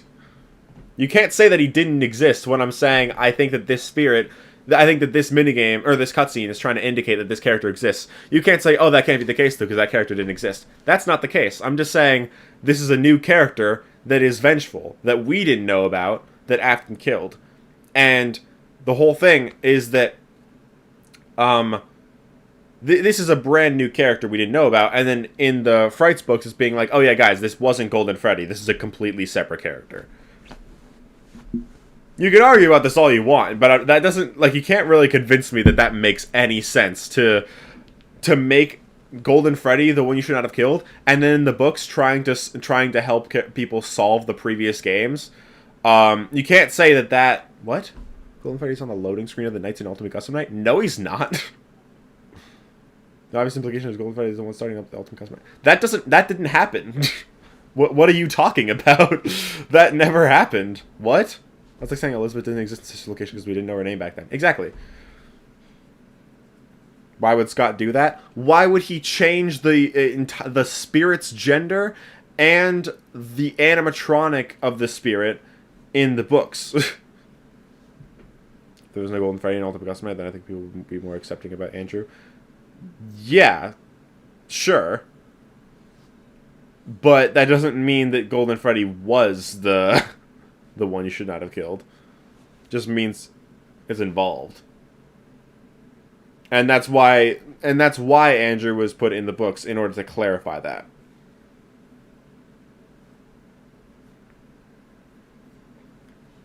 Regardless, you can believe it's Cassidy. I'm not saying you can't. I'm just saying, to me, it doesn't make sense that it would be Golden Freddy, and it would be a female spirit, and then in the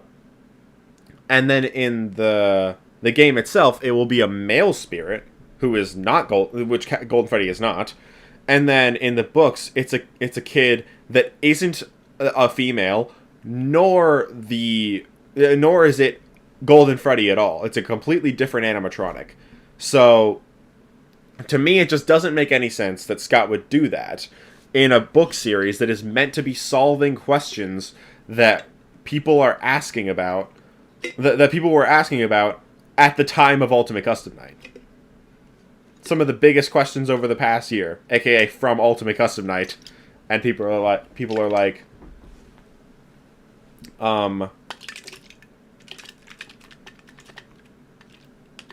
Kelsey wasn't Frights, but we don't accept him to be in the games. Yeah, because he doesn't have any indication of the games, but Andrew does. Because Andrew, in the books, is the one you should not have killed, and those books were made to solve the games.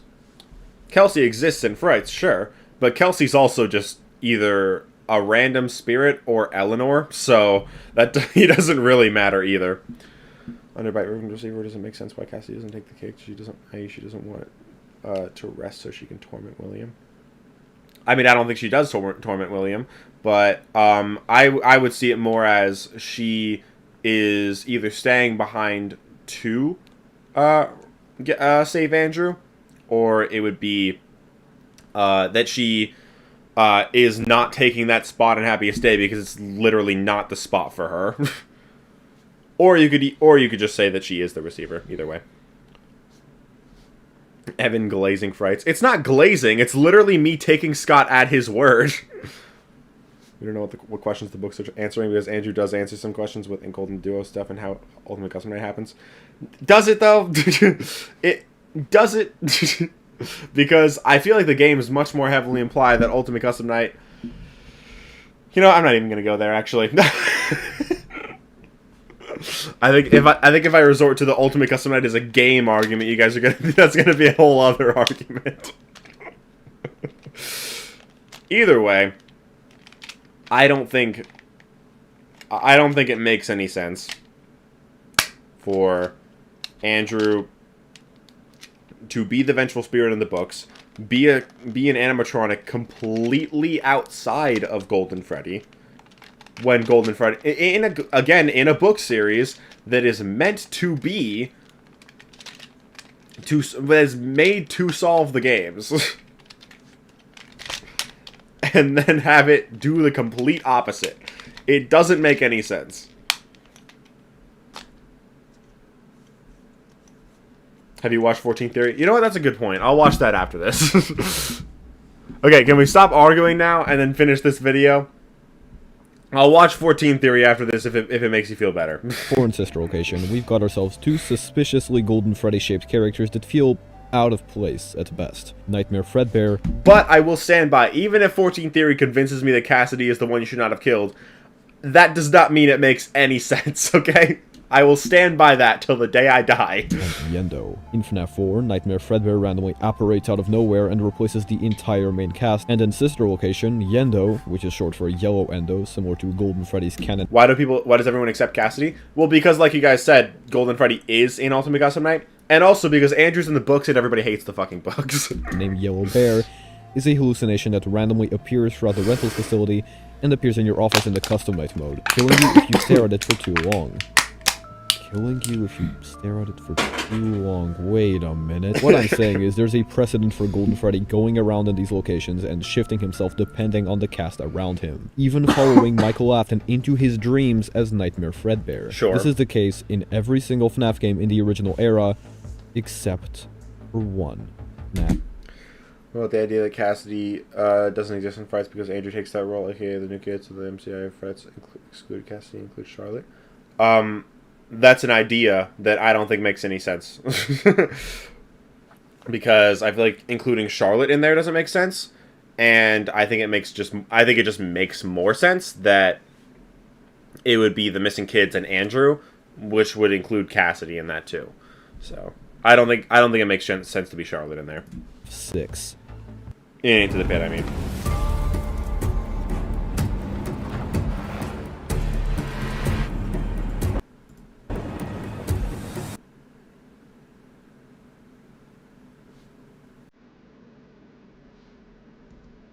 Or is it?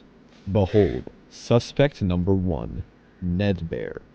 Think about it. His name is literally Ned Bear. That's about as close as you can get to Fredbear while still being legally distinct. This is even mentioned in the official FNAF character encyclopedia, where he is referred to as the off-brand bear. Ned Bear looks a little familiar. The whole point of the mediocre melodies is that they're a crappy rip-off of the classic Freddy Fazbear band. Now, I know what you're thinking.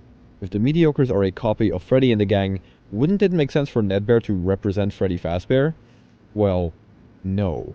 Have a listen to this voice line from Happy Frog. Come on over, Freddy Fazbear. Happy Frog is the new star of the show. Happy Frog is the leader of the... In all fairness, Fredbear is Freddy Fazbear, at least earlier in the timeline, before they split up into different groups. So technically the same character. Group, thus making Ned Bear the only one without an instrument or gimmick, the odd one out. Just like Fredbear, who's always symbolized as the odd one out among the core 5. Just think about the time frame the rest of the mediocres were created in.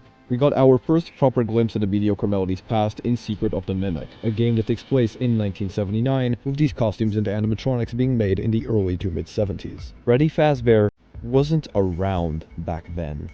You wanna know who was? That's right. Fredbear. Well, he was around Fredbear back is then. the only mediocre melody that comes with a guaranteed risk to your pizzeria, as I said earlier, and is the only mediocre directly based on an existing Fazbear character. In the official FNAF guidebooks, it's mentioned that Scraptrap can hide in any of the mediocre melodies if you let him sneak into the building. But the book specifically mentions Nedbear as the canonical way he gets into the location. And considering Fredbear is famous for being a large springlock suit for humans to fit into, the similarities are most certainly there. On the topic of suspicious springlock suits, one of the most interesting aspects of Golden Freddy's existence is that he's intentionally not mentioned anywhere a single time in the modern era, except for the weird AR world in Help Wanted 2. There's no content about Fredbear in the Pizzaplex days, as if Fazbear Entertainment wanted to get rid of him forever. Or, like he didn't exist. Nedbear is the only mediocre melody to never appear a single time in the mediocre melody levels in Help Wanted 2. Hell, anywhere in the modern saga. And if we go back all the way to the beginning of the timeline, to Secret of the Mimic, the setting of that game, Murray's Costume Manor, contains prototype versions of all the mediocres except for one. Nedbear. Nedbear well, yeah, 'cause isn't he's just a ripoff. real character. He is a personality created by Golden Freddy that retconned itself into being a band member. He's something that isn't supposed to be real, but it seems to later cement itself as a distant memory of the past. Nedbear is not real. And it goes deeper. If you look at Nedbear's voice lines in UCN, there's quite a lot to be interpreted from them, more than any other mediocre melody. Don't you hate getting killed by obscure secondary characters? This is a meta jab at William Afton. Fredbear used to be the star of the show, but after the tragedies linked to him was sidelined into becoming an obscure secondary character in the Freddy's Pizzerias, merchandise, and even the official show. This is a playful nod to the player, as well as a direct attack at William, making him remember the past of Fredbear as a character. Stranger danger! This one's a bit more obvious. It makes no sense for Nedbear to say this unprompted, it's just completely random. Unless he were talking to a serial killer who lured away innocent children during the heyday of the Stranger Danger campaign. Sure. Which he is. Again, this is a jab at Afton, reminding him of what he did to those kids all those years ago, and how he... I love how many times he's been like, blah, blah, blah, blah, blah, which he's not. Blah, blah, blah, blah, which he... I feel like this happened like 3 times in this video. The legacy of the Freddy Fazbear characters forever. This is one of those lines that I think makes literally no sense unless you interpret it like this. I was just waiting for you to drop your guard.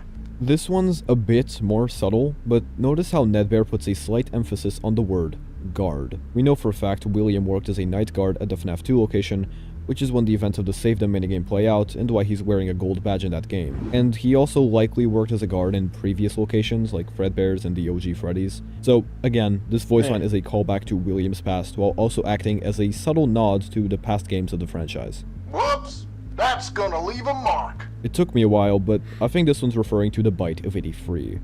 After all, Fredbear, the animatronic Nedbear is a cheap copy of, is the one who is responsible for the bite. This works with the theme of Nedbear referencing events in Afton's past, like the MCI, the appearance of Golden Freddy, and Afton's night shifts. And finally... This is how it feels, and you get to experience it over and over and over again. Forever. I will never let you leave. This voice line feels like it could be referring to more than just the never-ending purgatory Afton is stuck in. Maybe something a bit more personal, more painful, like a never-ending Springlock failure. I'm of the belief that when Afton killed the 5 MCI kids, instead of just stuffing the 5th one, Cassidy, he kept her alive inside the Golden Freddy Springlock suit, and Springlocked her alive, which is why she ends up coming back to haunt him as the one you shouldn't have killed. There's evidence for this in Ultimate Custom Night, Curse of Dreadbear, FNAF AR, Security Breach, and even the Tales from the Pizzaplex book series. Cassidy and Fredbear are always tied to the idea of drowning, usually in a red lake. In The Silver Eyes, William Afton describes the experience of getting Springlocked like drowning in your own blood. And at this point in the timeline, he'd know what that looked like. One of the endings of Ultimate Custom Night has you literally drowning yourself in a red lake to theoretically end the torment of Ultimate Custom Night. The imagery is very apparent.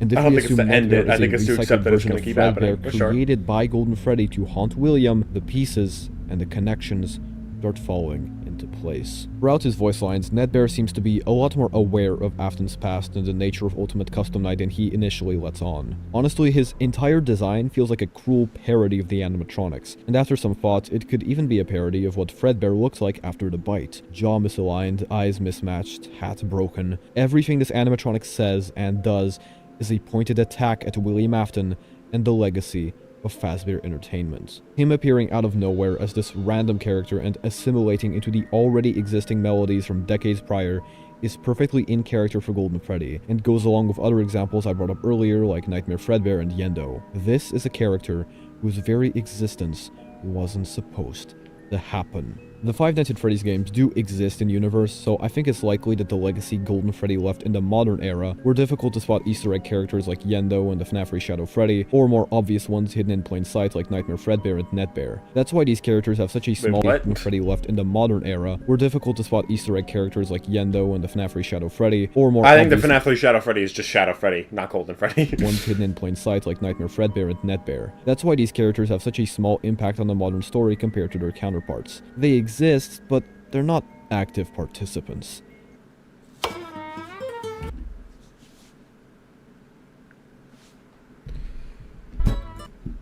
Just watching. Now, a question I'm sure some of the more insane and well-read FNAF theorists out there have is this: how can Ned Bear be Golden Freddy if Molten MCI is true? For those of you unaware, Molten MCI is the theory that the classic animatronics were melted down and injected into the fun times when William Afton was experimenting with Remnant and Possession. This Remnant would have then made it into Ennard, and subsequently Molten Freddy, which is where the theory gets its name. This is basically spoon-fed to us in the Follow Me minigames, the subtler lore implications of Sister Location, the Candy Cadet stories of FNAF 6, the Sister Location levels in Help Wanted, and so on. It's just true. But there's a problem.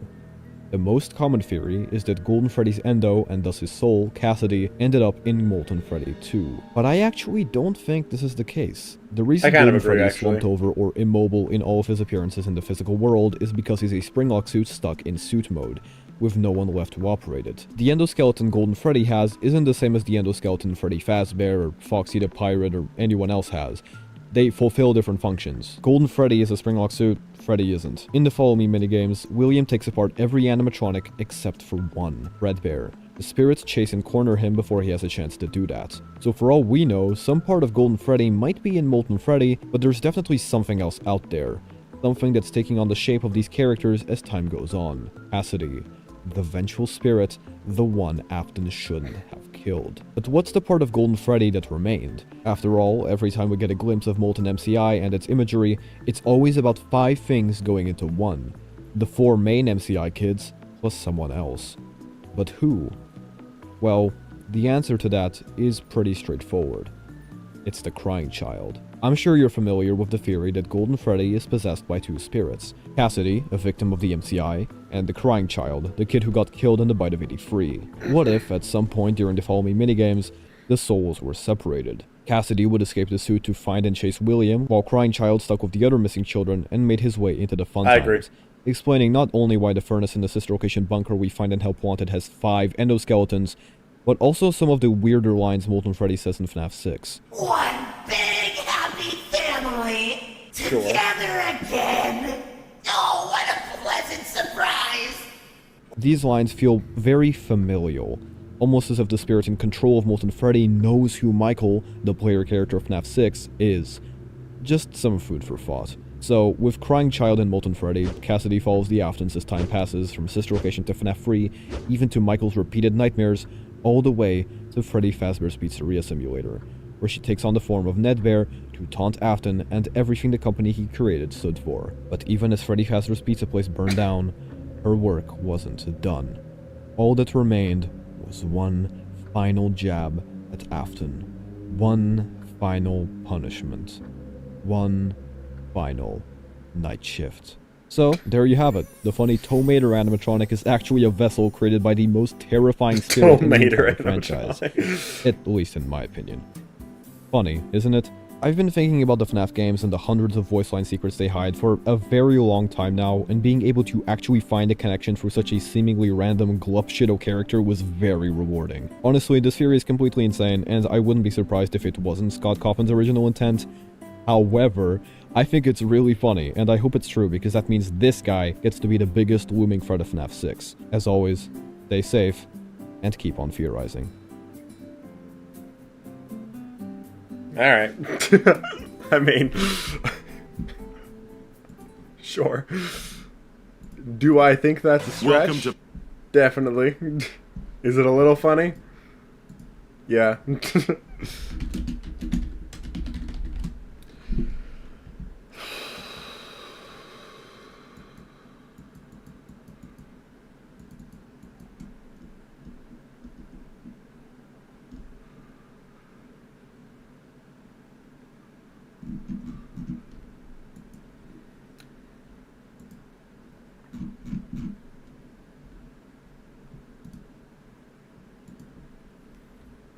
Which one of these should I be watching? Should I be watching the Narrow Raven one, the original one, or Rytos one? Which one should I be watching? Or should I watch both? I don't know if I have time to watch both. I probably do. T-Dreads one? That's not an option, that's a stream.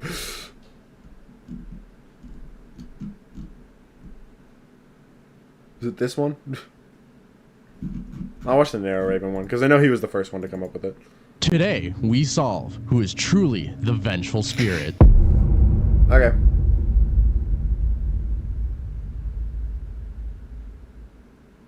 Hello everyone, my name is Narrow Raven and welcome to the Xander Zone. In today's episode, we'll be covering Ultimate Custom Night and specifically the importance of the number 14.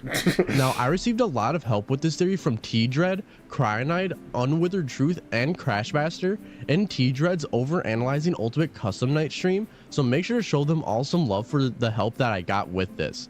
Before I get into the episode, however, I'm going to lay it out so it's easier for you, the viewer, to follow. First, we will cover the basis of the theory. This will just be the absolute basics without the details so you know how the evidence pieces together with the overall theory. Next, I will discuss the evidence of 14 theory, and this will split into 3 separate sections. The first subsection will have the main evidence, which are aspects to the theory we think are 100% confirmed for this theory. Then our very special guest Unwithered Truth will jump in and cover the sub-evidence for 14 theory. This will be covering evidence that we think has good evidence to it, but might be a stretch. The last subsection will be covered by our other very special guest, T-Dread. This will be the speculation category where we have some evidence for this that will later be brought into another theory in another video that will solidify the speculation. After this, I will cover the issues with the evidence. This will just cover any issues that there might be with the evidence and give some counterpoints to these issues. However, I will not cover the speculation section here. Lastly, Unwithered, T-Dread, and I will give our final thoughts on the theory. Now, as always, if you enjoy this video, please do hit that like and subscribe button, as we have a goal of 2,500 subs by the end of the month. While you're at it, comment down below your thoughts, theories, disagreements, or really anything in the whole wide world. Just remember to keep it kind, calm, respectful, and that's just a theory. Lastly but not least, share this video with your friends and family as every bit helps, and without further ado, let's get right into the video.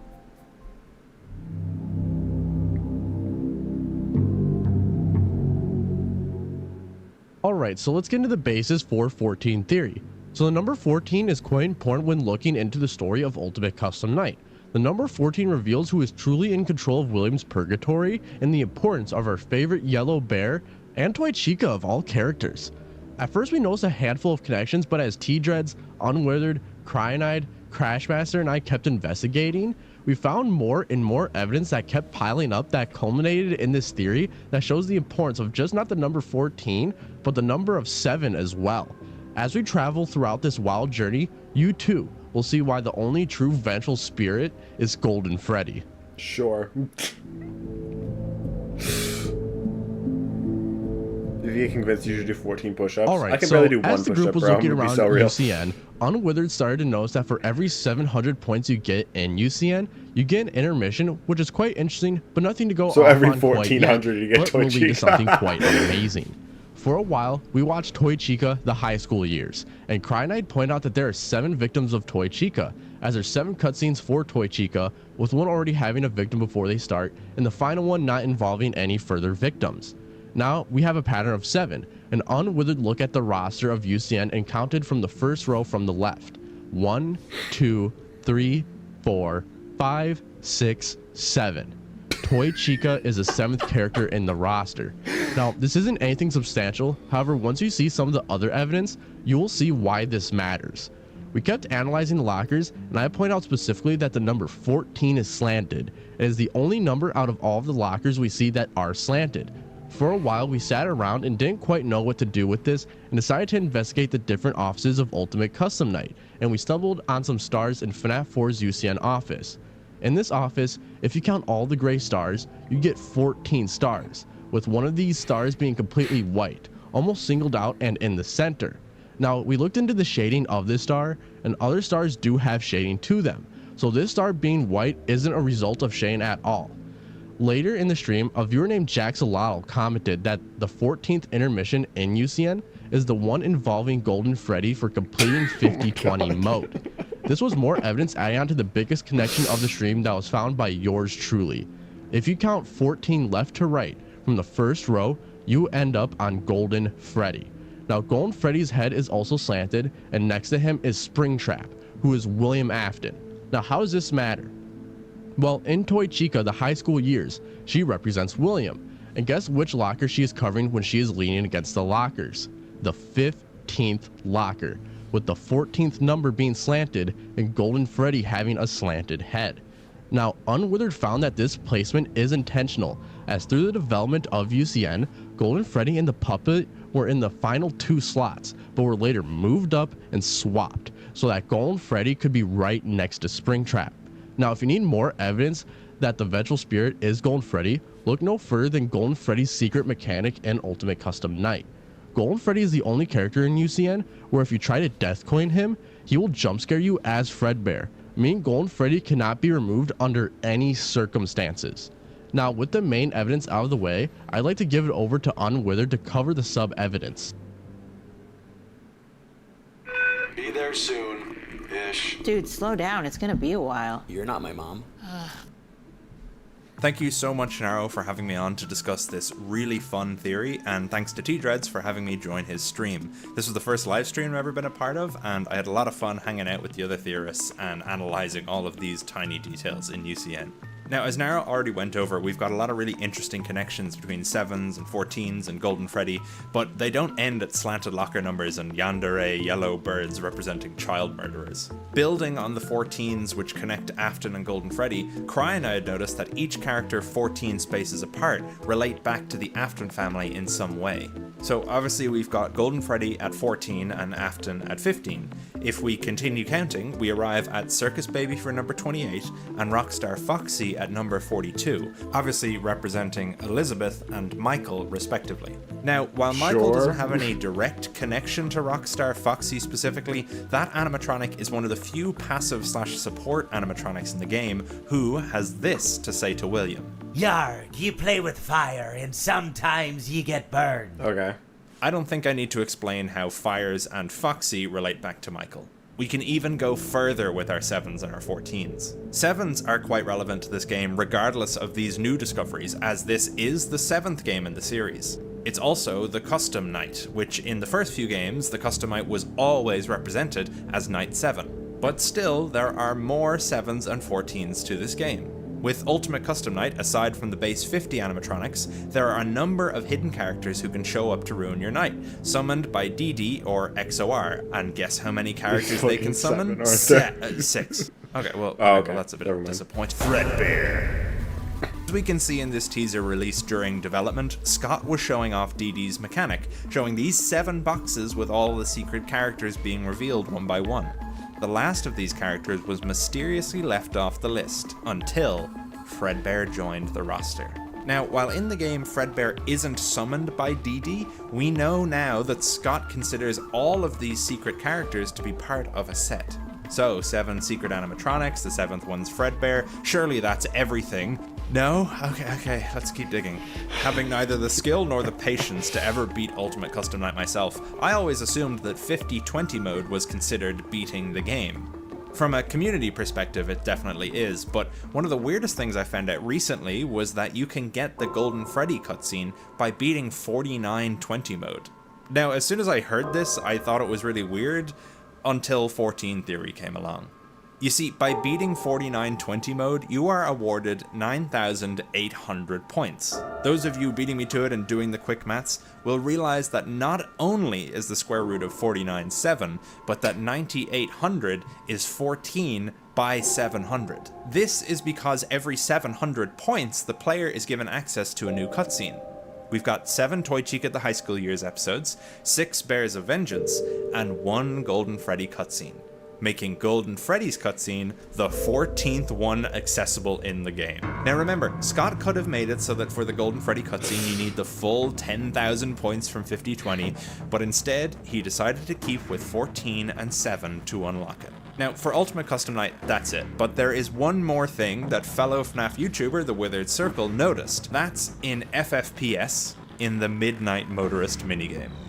In that game, the infamous Mound, one of FNAF's biggest unsolved mysteries, has the file name Backdrop 14. Now, admittedly, this is most likely a coincidence, as Backdrop is the default name for files within Click Team Fusion, and it's unlikely Scott specifically chose to make this the 14th one on purpose, but hey, this is all inspired by a slanted locker number, so who even knows at this point? But you know, what does this all mean? Why did Scott choose 14 as the most important number in the series? What does Golden Freddy have to do with all these 7s and 14s? Well, we could argue it's the number of deaths in the series, 14 that is, with Bite Victim and Elizabeth making 2, Charlie making a 3rd, the 4 classics making it 7, 6 DCI victims because of the number of bloodstains, and the fact that there are 6 toys in UCN, which gets us to 13, and then, of course, Golden Freddy, number 14. Now, I'm not suggesting Cassidy died last. If anything, there's more evidence for her dying way earlier, but it's an interesting number if we consider all the major deaths we've seen on screen. I mean, it's kind of interesting if this is William's hell and 14 is the number of children who have died either directly by William's actions or inactions, that Golden Freddy is sort of represented by that and is throwing it back in William's face. Now, there is another interpretation of why Scott may have chosen the number 14, but to speculate about that, I'll hand you over to T-Dreads, the theorist who organized and hosted the stream where we discovered this in the first place. It is not my night. This is so funny. When diving into Ultimate Custom Night, we all stumbled upon a curious detail that sparked a very deep discussion. Within the game's FNAF 4 office, we noticed 14 stars adorning the wall. Yeah. One of these stars stood out, uniquely colored white. This drew our immediate attention.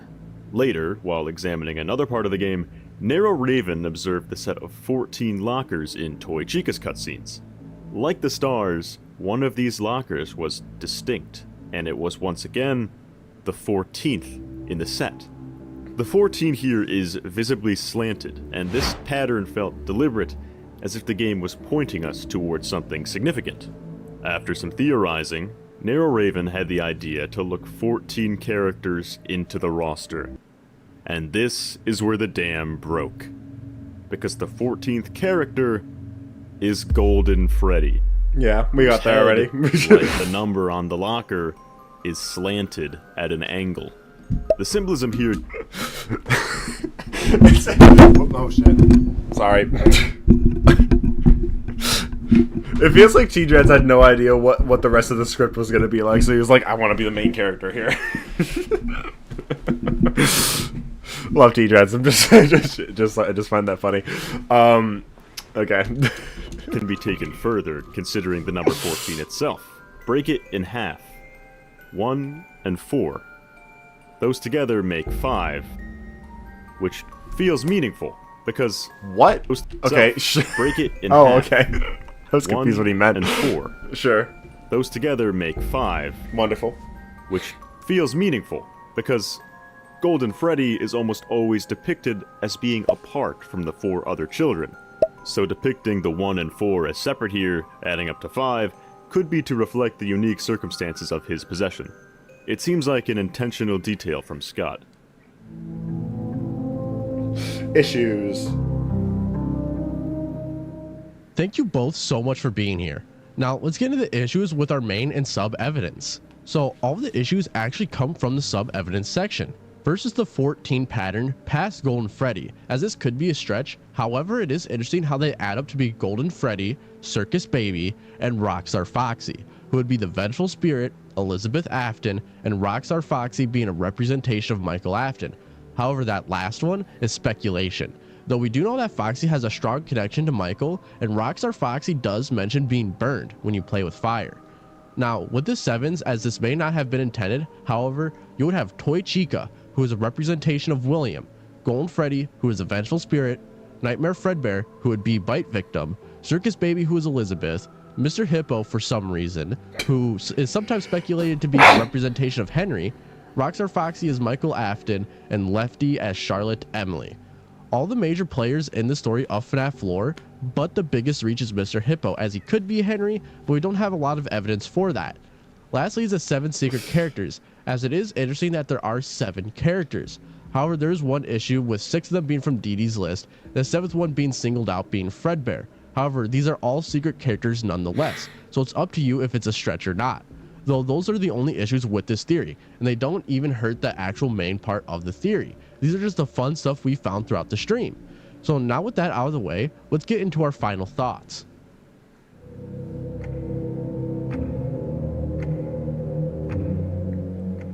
Okay, this is hands down the most fun experience I have ever had making a FNAF theory, and I think this theory is 99% certified canon and in continuity to the game timeline of FNAF. The main evidence really backs everything up, and it even leads up to other discoveries that will shatter your mind that we will go over later in the future. There's no issues with the main evidence, and the sub-evidence doesn't even have anything to do with the overall theory. Just some interesting stuff we thought we should point out. So this theory gets a 10 out of 10 in my books. There's a bunch of evidence we could have used, such as the story of the man in room 1280 being the 15th story in Fazbear Frights. However, that's speculation. Now, I'd like to hand it back over to Unwithered and T-Dread so you can get their final thoughts. Honestly, I was so surprised at how solid 14 theory was and how many things in the game led back to it. I mean, of course, there's a few stretches here and there, but even with just the locker numbers and Golden Freddy and Springtrap being right next to each other, I think 14 theory has a lot of evidence. It goes further to confirm that this game is being constructed by Golden Freddy and is the torment of William Afton. Thanks again to Narrow Raven for having me on this video and to T-Dreads for hosting the stream. I've been the Unwithered Truth, and now I'm going to hand you over to T-Dreads. When doing these streams, the goal is first and foremost to have fun, and that's why it's so exciting when little things like these that nobody has noticed before jump out at us. But I think the slanted locker, the 14th star being special, and 1 in 4 adding up to 5 is enough to connect this to Golden Freddy. I think it's solid. See ya. All right, and that is all that I have for this episode. So before I really get into anything, I just want to quickly say that I do want to promote some things, thank some people, and get into some more stuff about this theory video. First thing I want to do is that T-Dread is posting a video alongside this on his channel where it's like a funny video where it gives you the timeline of events of how everything happened with like the funny stuff, and it's just a funny video. I recommend going to watch it because it kind of gives you the behind the scenes of the live stream, like, you know, while we were live, how we found everything without having to watch the 3-hour long live stream and lose your mind like we did. The next thing I want to promote is that T-Dread and I will be doing a live stream on January 2nd at 7 p.m. CST. I can 100% see why this became a... Dude, we have 14 viewers right now. Okay, now I'm convinced.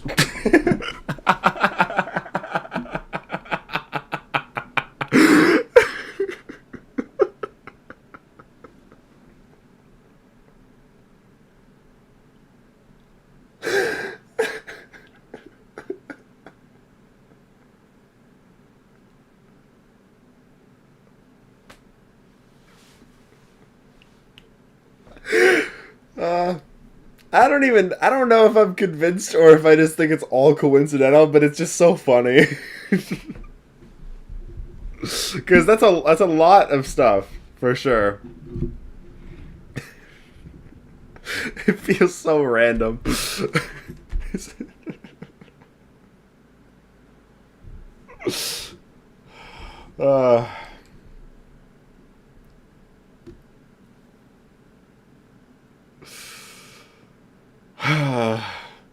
so funny.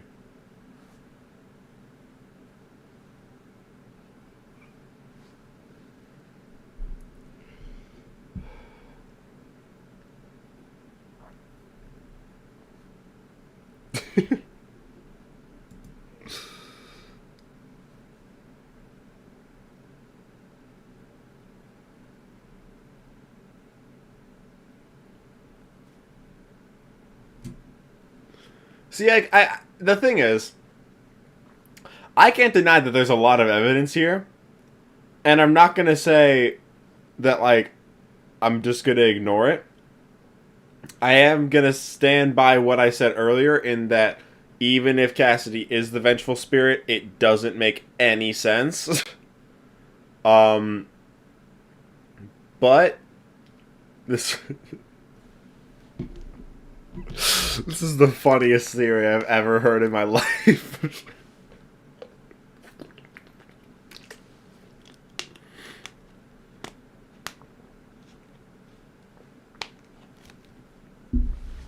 See, the thing is, I'm like, I'm not like fully intertwined with all these theorists yet. Like, I'm friends with a few of them. I'm like in that server. I'm in the circle, right?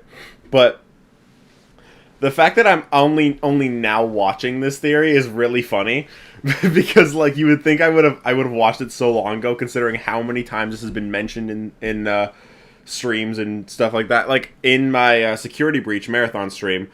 I was talking about I was talking about it with Nara Raven a little bit. I don't know. It's just so. Did you know Scott was on a TJOC stream and he commented 15? I did know that. I did know that. Yeah, because they told him to comment 14, and then he was like 15. How about that?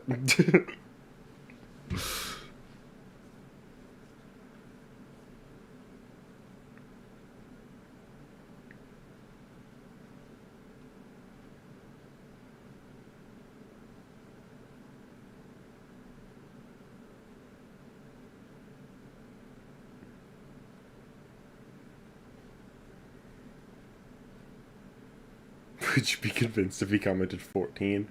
Well, no, just because he's very clearly doing it for the meme. But you never know.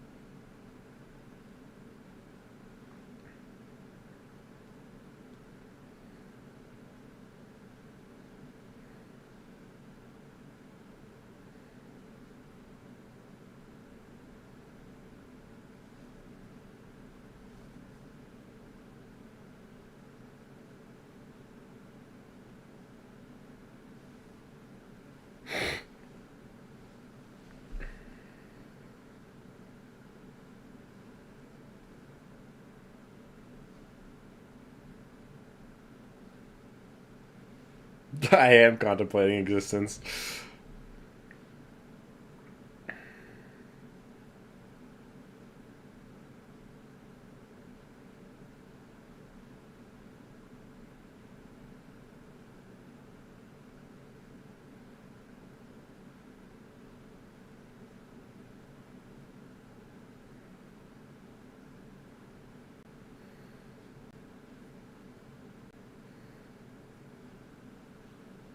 to be fair,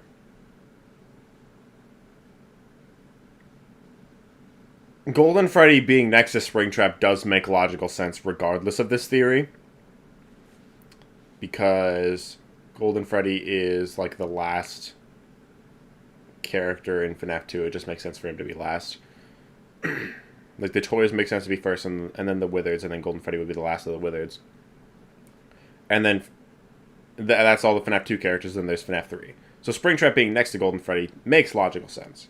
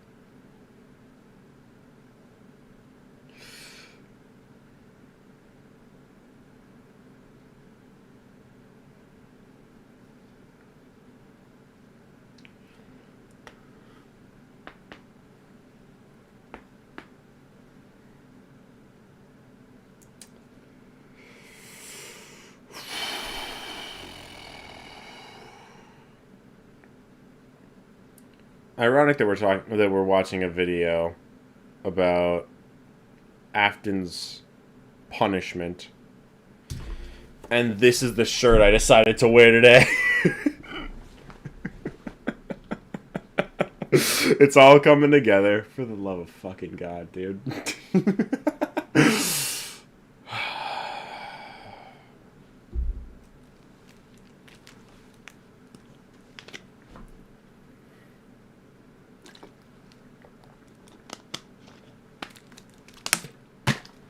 Call me Eddie Thawne the way that I think there's no such thing as a coincidence.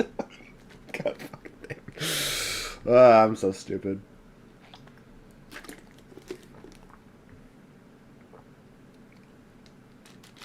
If the 14... Wait, what FNAF game were we on? Security Breach was 9, Help Wanted 2 was 10, Secret of the Mimic was 11.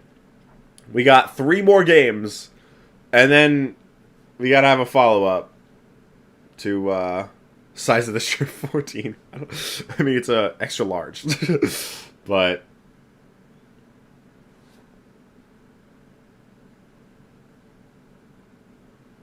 if the 14th FNAF game is like something to do with Ultimate Custom Night or Golden Freddy or something like that, then I'll hang up the towel. Is that the phrase? Is that the... I don't remember.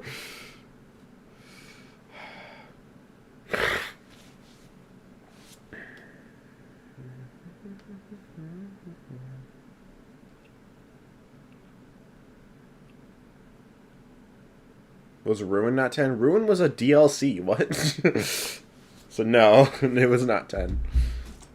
Ruin was a part of 9.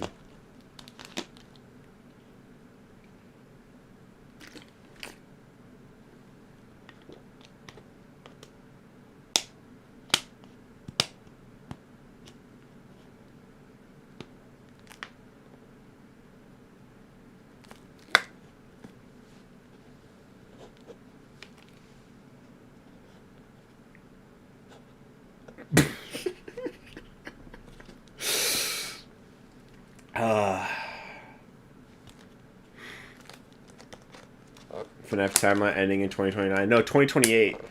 14 years after FNAF 1 came out.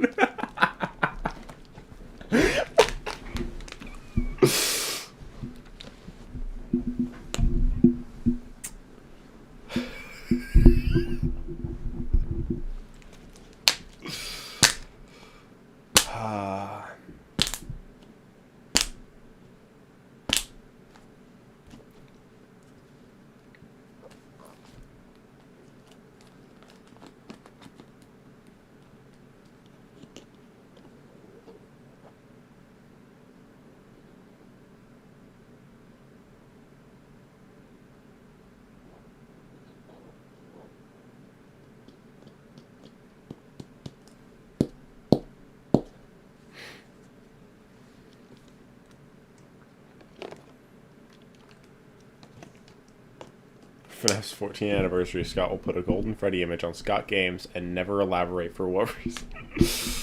I'm turning 14 on February 27th. Hey, that's the day RE9 comes out. Nice.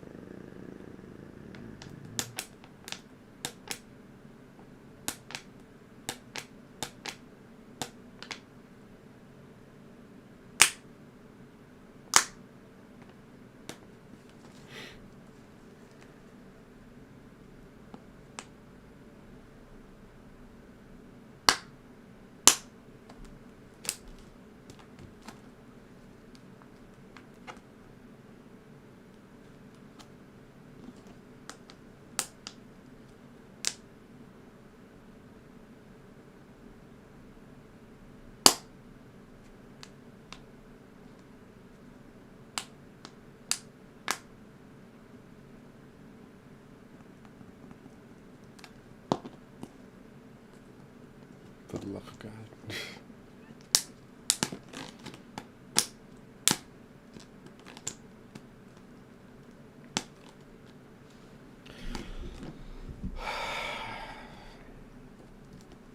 Alright, I'm gonna head out. Remember, second channel starting on Tuesday.